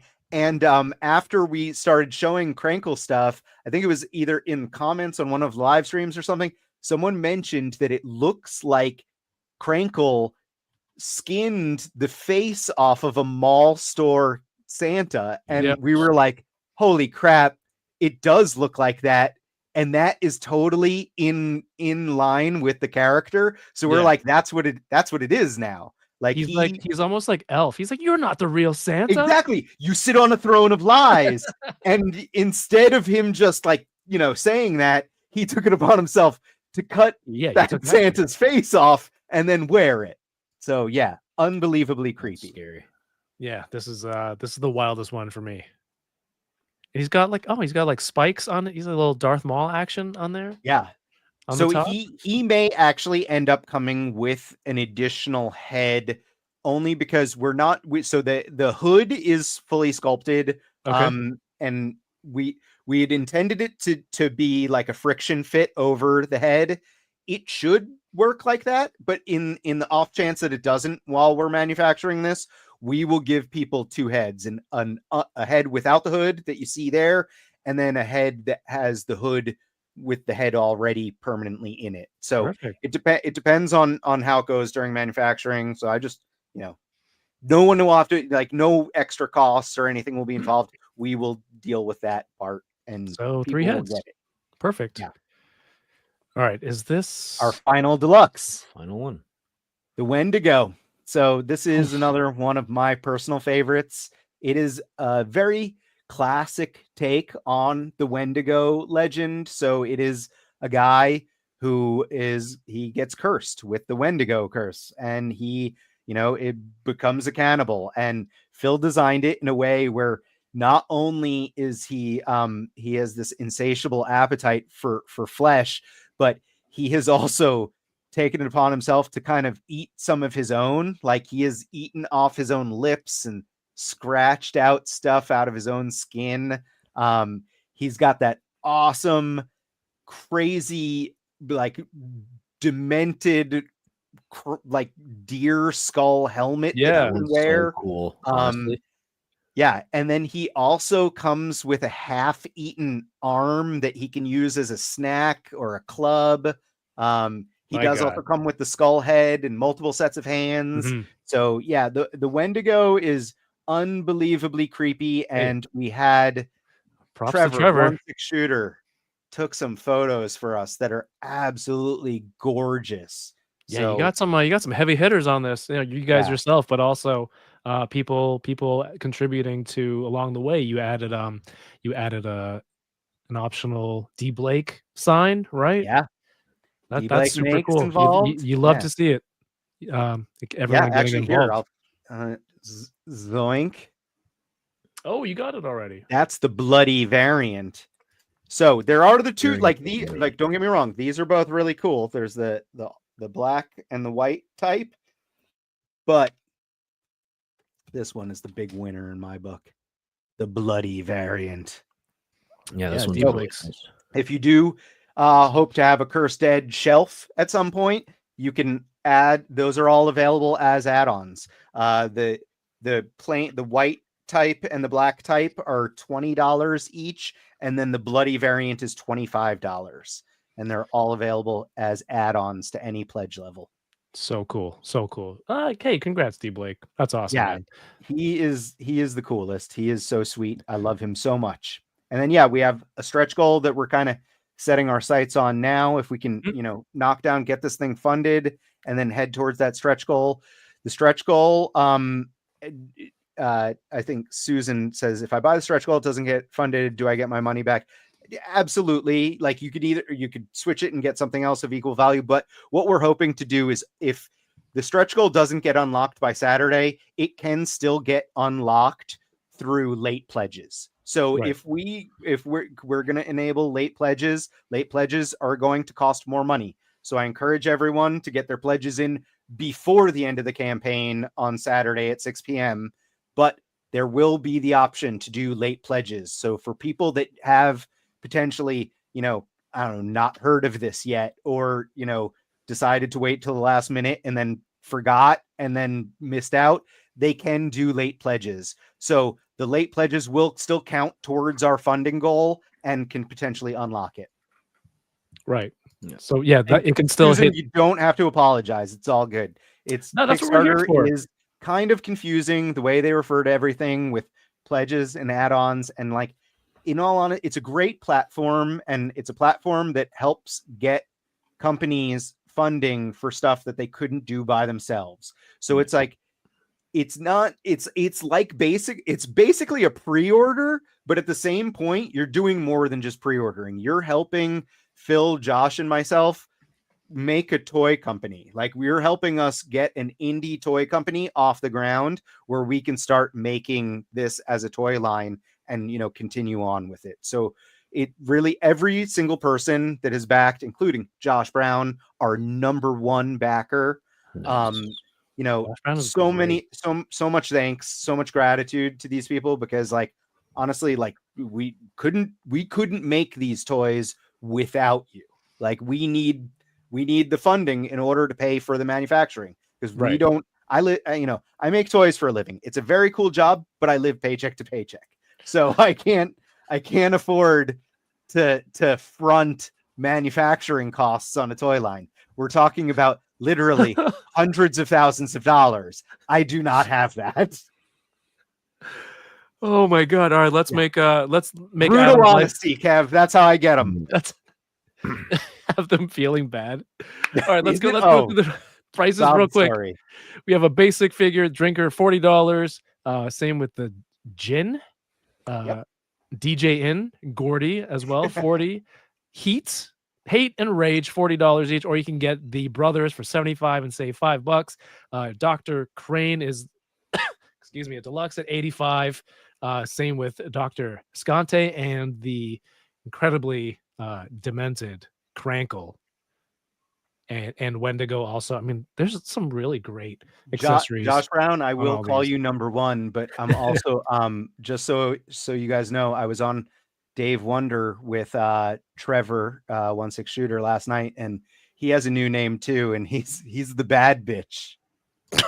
Wait, Trevor is? Yeah. Okay, I'm sorry I missed that. I will fill you in, Kev, because it's a good, like, it's Star Wars related, so you'll like it. I've never heard of that character. We were talking D. Blake makes, and Trevor held up a D. Blake's sign for the Bad Batch, and I read it very quickly, and I was like, the Bad Bitch? And I was like, Trevor's like, that's so, now it's going to stick. We're going to make sure that 16 Shooter is now known as the Bad Bitch. Yeah, every time I see a new Mythic Legions or Four Horsemen photo by Trevor, and it's gonna look, I'm like, that's that bad bitch. Like, that's him. Like exactly, that, right? That's we're gonna make this stick. Yeah, it's gonna happen. Like, remember how long you had to deal with the Butter Baron? We're doing that for Trevor with the Bad Bitch. Don't fight it. Don't He's fight it, Trevor. Look, the more you fight it, is coming. He's fighting it. Oh shit, he's here. Oh my god, run.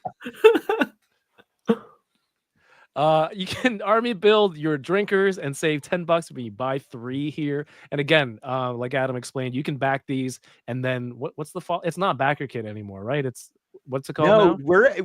I'm not sure if we're going to use backer kit or not, because Kickstarter has started integrating that into their own page. So like, we haven't made a solid decision yet. Like, it could be a backer kit, but we might also just keep these late pledges open and do everything directly through Kickstarter at this point. So, okay, we're still figuring that out. But like I said, late pledging will be enabled. So people that, were sitting on the fence and missed out, they'll have to pay a few bucks more, but can do it.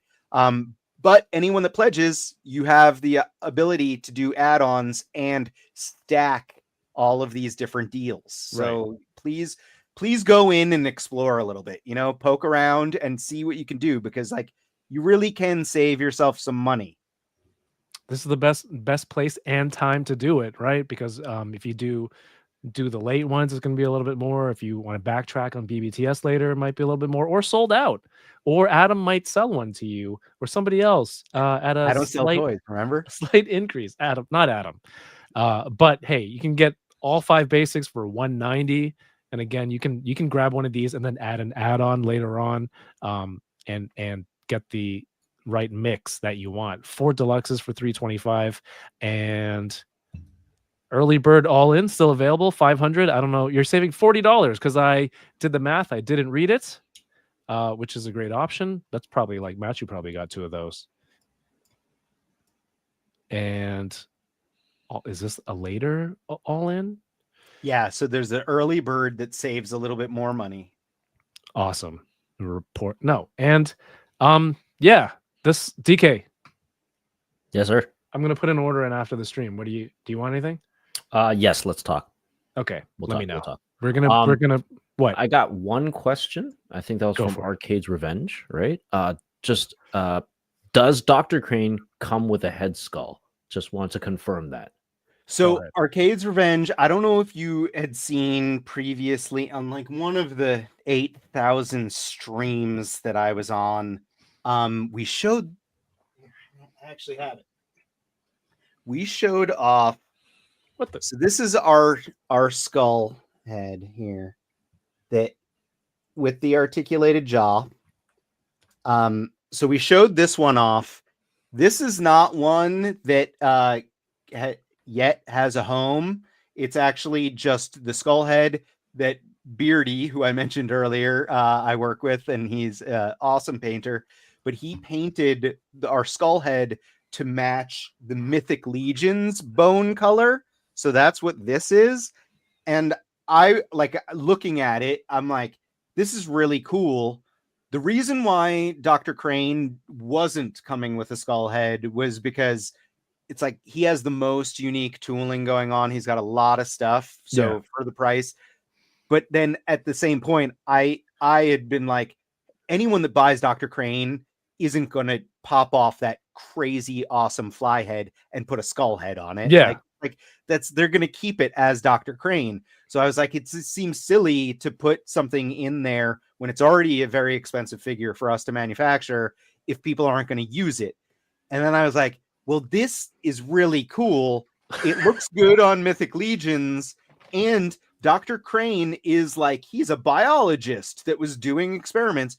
So having a skull in his like lab or something, it's a good accessory, totally in line for the character. So I'm not making any guarantees, but I think that if we can figure it out, if we do well, like it seems like we're closing out strongly, and if we close out strongly, then I will do my damnedest to include this version of the skull head with Dr. Crane. So there you go. That's our plan that we kind of people had on the fly. Oh, did he freeze, or is he waiting for applause? Damn it! No, I think my I froze. dad jokes are going over. Like, you know what bothered me? I was listening to that a few weeks ago. Do you remember the remix where it was this guy? I think was it Super Cat or something, and the remix was just him like talking over the song. And I don't know if they were ever like in the studio together. He ruined that guy perfect song. Perfect is, but like he just spoke over the song the whole time. What was his name? Anyway, $2,675. It might have been Super Cat. That sounds vaguely familiar. All right, we're getting closer. Deacon and I are going to place our order after this, and we're going to open up some toys. But you don't have to wait. You can you can pre-order some now. There's a link in the YouTube chat pinned. Susan just got both the stretch goals. Let's get this funded. Heck Susan, yeah. doing your part. Thank you. Thank you, and everyone who has. If you have any more questions for Adam about this, please type them in the chat. We'll try to have Adam answer all your questions. If you have on the fence about anything, let us know. But we're gonna open up some stuff. Adam, one last thing. You've been on so many streams this month actually. What was your favorite one to be on? Sorry, no, that's not the right question. Yeah, What was the worst one to be on? The worst one to be on. Jesus. I'm kidding. You don't have to. You don't have to Yeah, answer. like That. that's like You don't have to. No, we're not talking about that. I honestly like it's like This is getting up there. the streams in general. I'll say that like it's fun. Like it's like the hard part is the fact that I have a day job and I'm working, and then I come home and I have to like either quickly eat or not eat and like jump onto a stream and do the stream. And then like, I do have a wife and a son and some cats. And it's like, I feel like I'm not giving any attention whatsoever to my family because I'm either at work or I'm doing Kickstarter stuff. So like, that's the hard part. Like that's the part that kind of sucks. Yeah, cats will be okay. Are you Yeah, yelling they'll at your be fine. family? They'll Like, be why can't fine, you be but, more like, like the cats? Being on the streams is actually fun. Like talking to you, like, like it's like I do, you said it. I do Toy Migos every other week. I enjoy talking about toys. Like it's something I'm passionate about. So talking toys, that's fun. It's just like doing it on a daily basis, solid for a month is tough when you have a full-time day job. Yeah, but at the same time, like it's cool because that means that many people are supporting you guys, right? Oh, for sure. Who want to come out and have you spread the word, talk about everything that goes into it. Obviously, a lot of the I don't want to say a lot of the crazies, but some of these stories are a little bit disturbing, and but 100% yes. Just for people to give the option to, like, hey man, come on, come talk about it. We want to hear more. It's awesome to see, and Absolutely. it's important. I basically, when we announced that the campaign was going to be the month of January, I made a post that said like, hey, tag your favorite streamers, YouTubers, interviewers, reach out to us, and we didn't turn anyone down. We wanted to be on every stream, every eyeball, every ear, every listener, like watcher. We wanted everyone to be able to see these. So it was a matter of like, hey, if we can schedule it, we're going to do it. So we've been really trying to hit on that across the board. I'm sure I screwed up. In fact, I know I screwed up. Like there was one that I told Phil the wrong time, and like we ended up missing it, and it sucked. But they were very understanding and cool. But in general, I think I've tried to do all of them and like do it upright. So it's great. It's fun talking to toy stuff about toys with toy people. Like it's all toy stuff. It's good. Yeah. That's why we do this, right? But yeah, we got to get everyone else back on later on. I have more questions and just want to hear about, man, some of the crazy stuff that yeah, I'm sorry. Someday I'll figure out what the heck happened to them. It's all good. You filled in nicely. Filled. All right, I'm gonna open. I already took the box off for this Jada toy. This is probably, I don't know, Cammy's pretty good. I don't want to say this is my favorite, but this looks really good. Props to June. Such a good collector and friend. June is awesome. I am unbelievably excited for the Cyberpunk David figure. I think that is going to be in my 2025 top 10. When does that release? Some people have it already, but it is due out, I believe, officially due out in February. Well, that's very soon. Right around the corner. And so This is set to fund or close out February 1st, 6 p.m. Pacific. What are your plans? What are you going to do for yourself when that happens? Well, let's see. Tomorrow we're hopping in between 3 live streams, I believe. We're going to do ACBA again. We're going to Homies. pop into the highly posable stream and also Unparalleled Universe.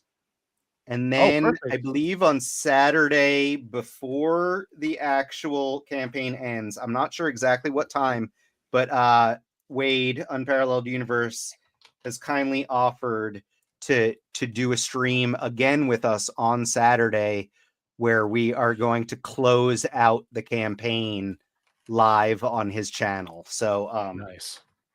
That will be interesting. And then after that's done, I'm actually going to go just spend time with my son, I think. What are you guys gonna do? You mentioned you watch anime with him. Yeah, we're currently watching Daima, Solo Leveling. Ooh, season 2 got a lot better. We started back up on One Piece also. So Chopper's already joined the crew. But yeah, we float around between a bunch of different anime. I'm turning him into like my little nerd clone. He loves expensive import action figures. So, yeah. Oh no. You're like, oh no, we have to buy more of the same one. I'm cool. He's always been very respectful of my toys, and it's like I let him mess with any of them, like even the crazy expensive Mezco or like Hot Toys. Like he can, as long as he's not bashing it around and he doesn't take stuff and leave it somewhere, so in general he's always been really, really good with toys. So I let him play with anything, and he does have some of his own expensive, like he loved that time I got reincarnated as a slime is an anime. What is that about? I've seen that title and I'm like, that sounds so actually stupid. and I've watched it with him because he's he's a kid and kids love freaking slime. Like I'm sure you're well aware of that with your own. I have a pretty rough slime ban in my house. Yeah, it can be very messy in general. But he loves like kinetic sand and all that stuff. So when he saw the title of that anime, he was like, "Oh, we gotta watch this." But it turns out it's way more of like a kind of like a Dungeons and Dragons vibe, or it's like Delicious and Dungeon kind of vibe to it, which we've also watched and liked. And it was good. It's got good animation, good storyline, and for his birthday, his 11th birthday in October, he actually asked Grandma to buy him the Figma of Rimuru, which is the main character. And anyone that knows Figma knows that Figma likes to go really expensive sometimes. So this is like over $100 for an action figure for an 11-year-old. But he got it, and he loves it, and he takes very good care of it. And it's a good figure. Nice. First of all, like the other Jada toys, they didn't skimp on like these accessories. This is a real ball chain with double dog tags on there. It's a single piece, but it's sculpted as 2 dog tags. Obviously, the sonic boom effect is included on a stand. Come on, man! This is in the same, like in one release. This is awesome, man. This is just good business. A company that's good business, man. This is crazy. Look at the butterfly. This is what I wanted to see the most, because like the butterflies look like they're just sculpted in there and almost like camouflaged in there so well. Yeah, he made my top 10 because I worked at Soda Toys before Gentle Giant, and Soda Toys had previously done a pretty well respected Street Fighter toy line, and I think Guile was one of the better Soda Toys Street Fighter figures.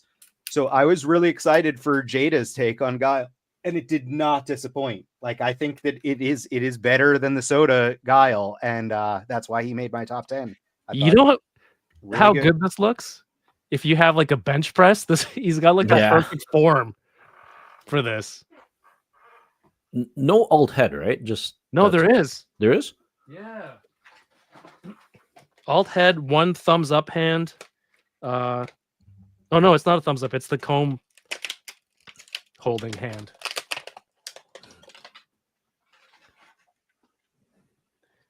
Yeah, I think this is the cleanest looking one from when I first saw it.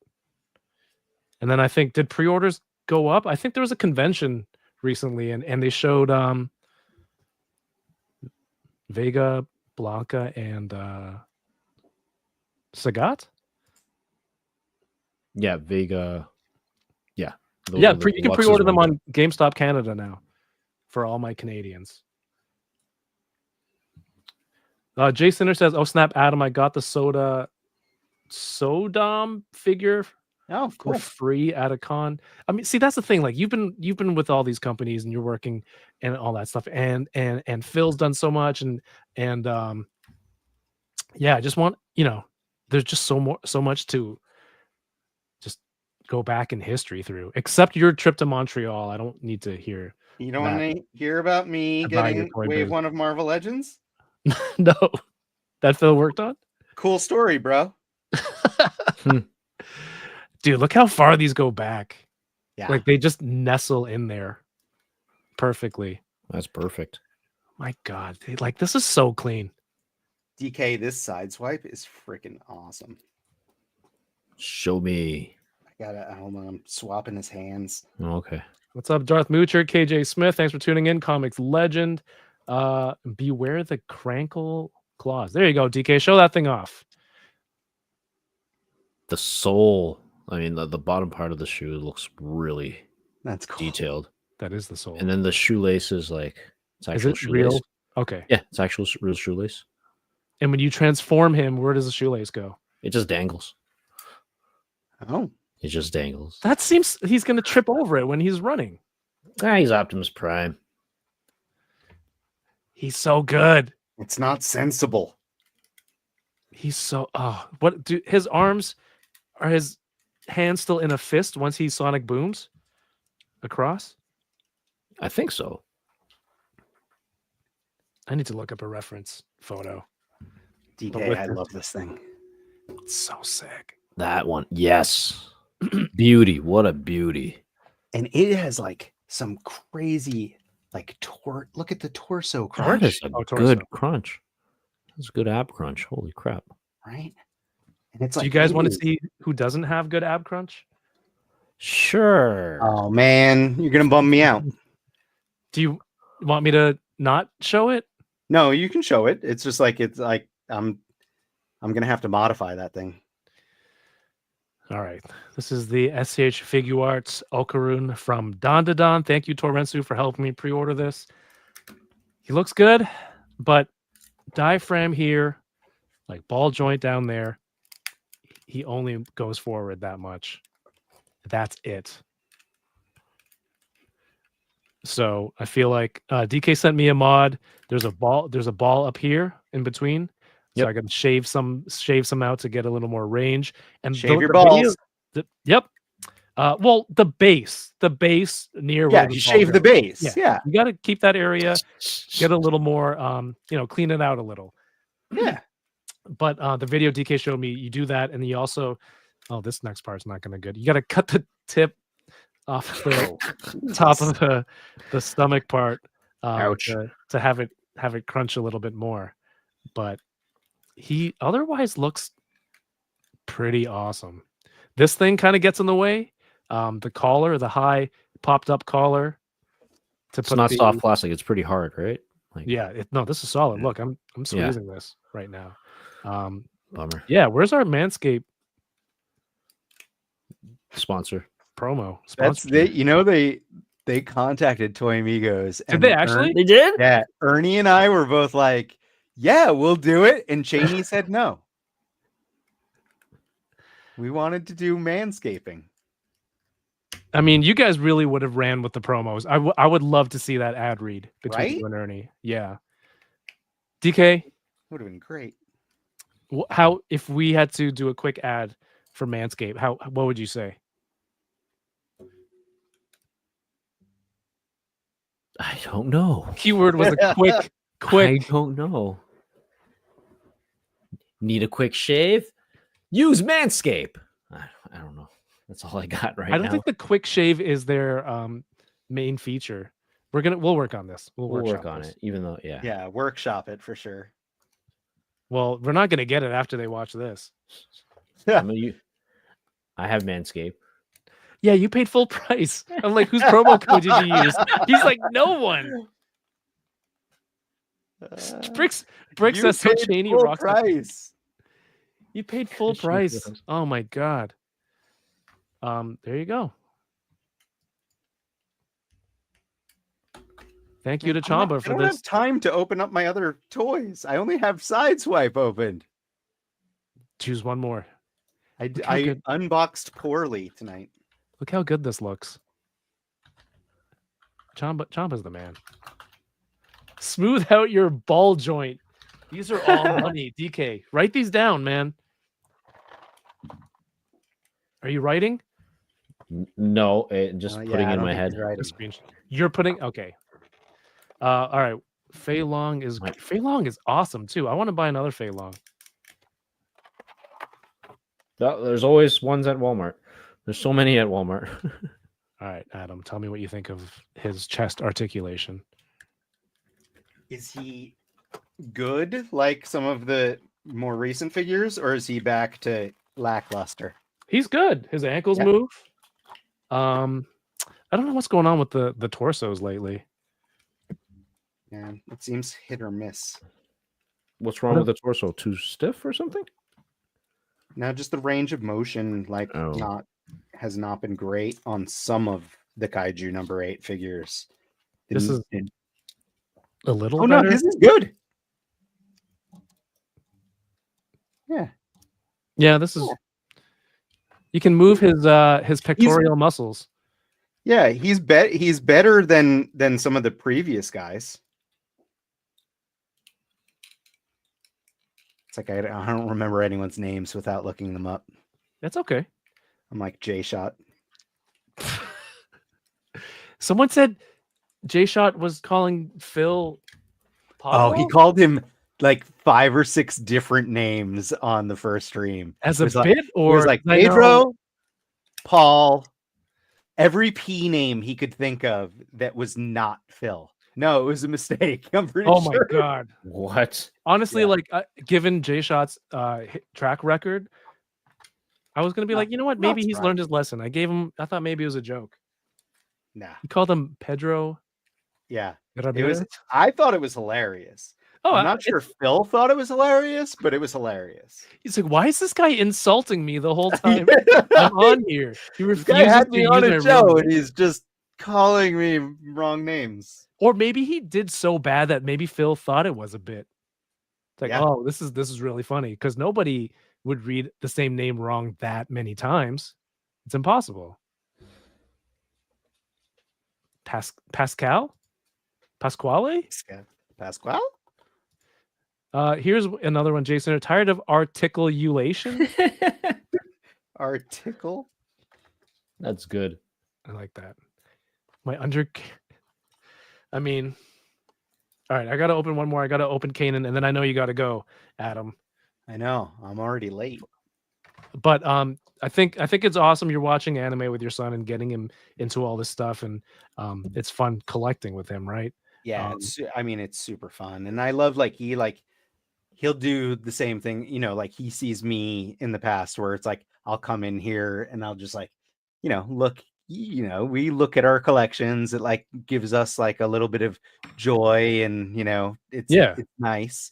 And he likes to do that now too, especially if it's something like we're watching, he'll come in and he'll check out all the Dragon Ball Z stuff, or whatever, Demon Slayer, whatever it is. And he respects the toys. Does he complain or point out things like we would too? Like, oh, this articulation sucks. or I don't like this part, or this is, these are cool accessories. He's becoming a little bit of an articulation snob like his dad. So it definitely is happening, where it's like he's a big one on like the smoothness of a joint, like, Okay. which it's funny because like I have issues with a lot of the pinless like domestic toys, because a lot of them, the pinless stuff, you have to like crank it like crazy. It's like really stiff, and it's like that he is not a fan of. He wants a joint to feel smooth, like it should hold a pose, but he wants it to he wants to be able to play with it, and like I agree, like it's a smooth tight joint is ideal. And does he know your name is Playing With Myself all over the internet? I mean, like I haven't like kept it a secret from him, but I also don't like advertise it to him. Okay. Yeah, you have no issues doing it online. Yeah, I mean, like that's different. Yeah, it's not. I'm hoping not that. Do you have like an 11-year-old audience? No, I sure hope not. Right? I feel like that would be like probably not. That would be strange. Yeah. But I am going back to Japan in April, and I'm trying to. My daughter's watching more anime. Like she just got into Sailor Moon. Oh, nice. Which is good because I want her to know all this stuff before we leave Japan. So it's not like she comes back and goes, "Can you buy me this? Help me find this toy that would have been easy to find in Japan and would have been so much cheaper because I don't have to pay for." Like I want that. I want her to know all of it before we come back. Sailor Moon is one of my early anime. Like it's like that was on, like WPIX 11 or something when I was a kid. Like the big one that really got me into anime as a kid was Robotech, and I have like a whole shelf devoted to Robotech over here, which I absolutely adore because like that had like adult storyline. Like it was like people die. It had love triangles. It had all sorts of stuff going on in the storyline, and it's guys in pilot mech suit things, which are freaking awesome. So Robotech is definitely my number one, but Sailor Moon was also on like in the morning before I went to school, so I'd watch Sailor Moon, and I liked Sailor Moon too. It's I started watching some of the new one with my wife and my daughter, and it's pretty good. It's pretty good. I want to make sure you know what time it is because I know you have another show coming up. Oh crap. Yeah. But before we go, real quick, we are at 172, 172345. Oh geez. Let's get it done tonight. I don't think DK and I's pledge will put it over the top, but we'll get it a little bit closer after we wrap this up. But this is Cursed Dead Kickstarter. It's running from now until February 1st, 6 p.m. Pacific time. And you can buy any combination of these characters that you like. There's great backstories behind. Again, take a few minutes, read through these, and you're gonna find something that you might fall in love with, or just hear a story that's so wild and out there that you're like, I need that. So figure unbelievably creepy that you need it to creep out your other toys on your shelves. Exactly. So go Cursed Dead on Kickstarter. It's linked in the video description. It's pinned to the YouTube chat. Check out The Cursed Dead. I think there's a period in between each word on Instagram. Also linked here. Adam Playing With Myself on Instagram. I think I have Phil and linked on here in the description too. Anything else, Adam, that we missed? I think that covers it, guys. I mean, like, thank you for having me on to talk about this. I love your show. I was on what episode was I on, Kev? Was it like 12 or so? It was pretty early on. It's and then you got to. Did you come to? Yeah, I did your crazy stream that you erased off the internet. What? Remember we did Jeopardy together, and it was epic. Yeah, we did Family Feud. Family Feud. Yeah, man. Wrong game. I mean, I think you're a good dude, and again, like the people that you have putting this together. I just wanted to be able to talk about this with you and have everyone get the information, give it a shot, and hopefully we can help out with little bit that we can here. Heck yeah. Thank you. And DK, this was it wasn't the first stream. It wasn't the first because you were but it was the first time we got to hang out for a little bit longer. Yeah, So, that is true. And no, like times. I'm definitely loving my time. Hanging out with you, and then also you got it. You got to make it to Comic-Con, my friend. I will. I'm working on it, and yeah, I'm definitely gonna look into this.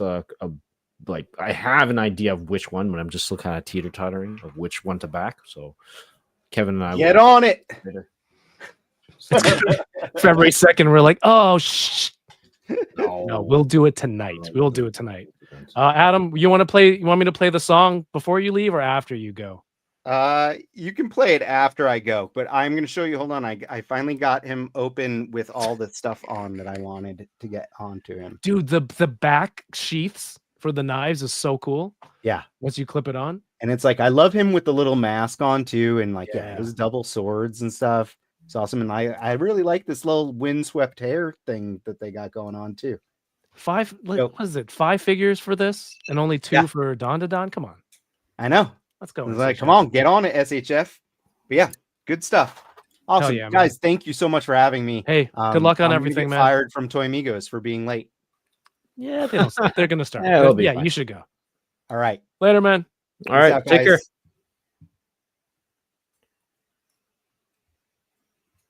I want to hold DK in my arms at least once in my life. What? All right, SDCC, right, Rick? What is this? Like, it's going to be like a petting zoo kind of deal? They come up to you with with treats. It's a handful of chips, and you're like, no sudden movements, guys. Yeah. All right, how's your shoe transformer? It's terrible. Like the head's really loose. The articulation in the arms is he supposed to stay like that? Yeah, like that's like it could kind of articulate a little bit, but it doesn't. Wait, really no, where are his hands? His hands are here. So his arm is. It's a shell former, more like these are just like parts that just kind of make them look kind of cool. I don't know. There, probably this is the best I got.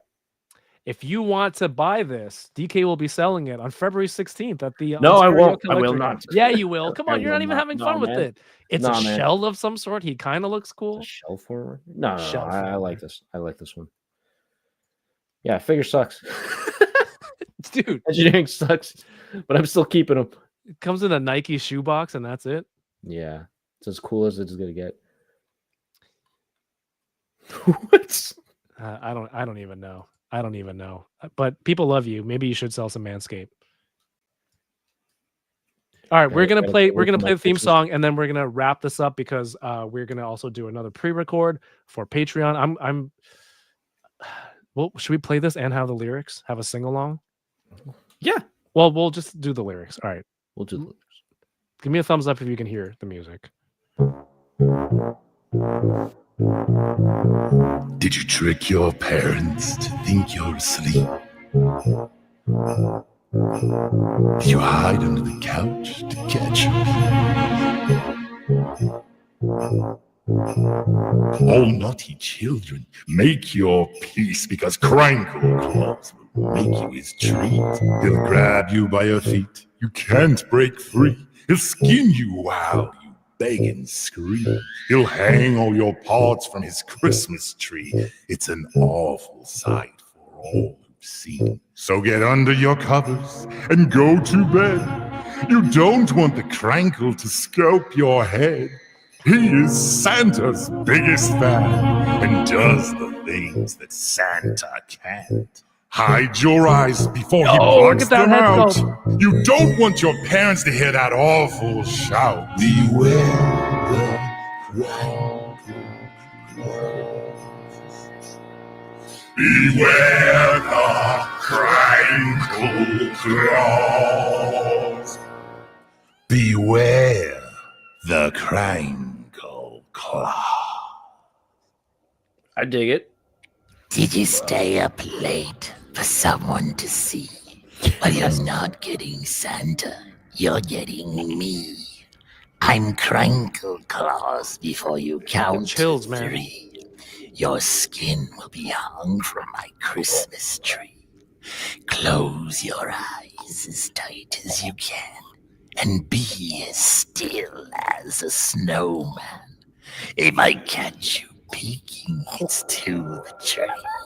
I'm Crankle Claus. Would you like to meet me? That was amazing. My God. That was good. Everyone have a great night and keep toying around. Go back it, or Crankle Claus will come and get you. Don't say that.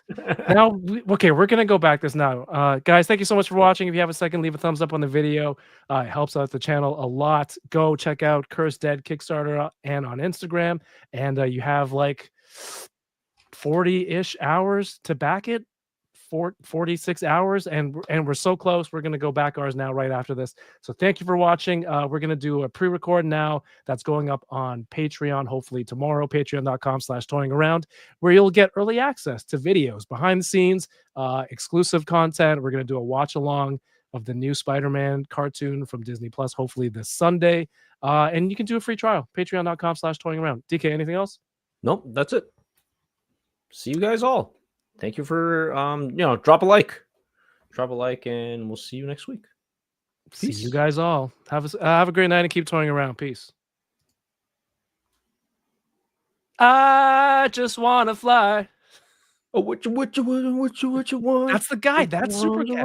And all he did was say, "Oh, what you want." Oh, what you want? That's what you're talking about. Just Okay. riding the coattails. I just wanna fly.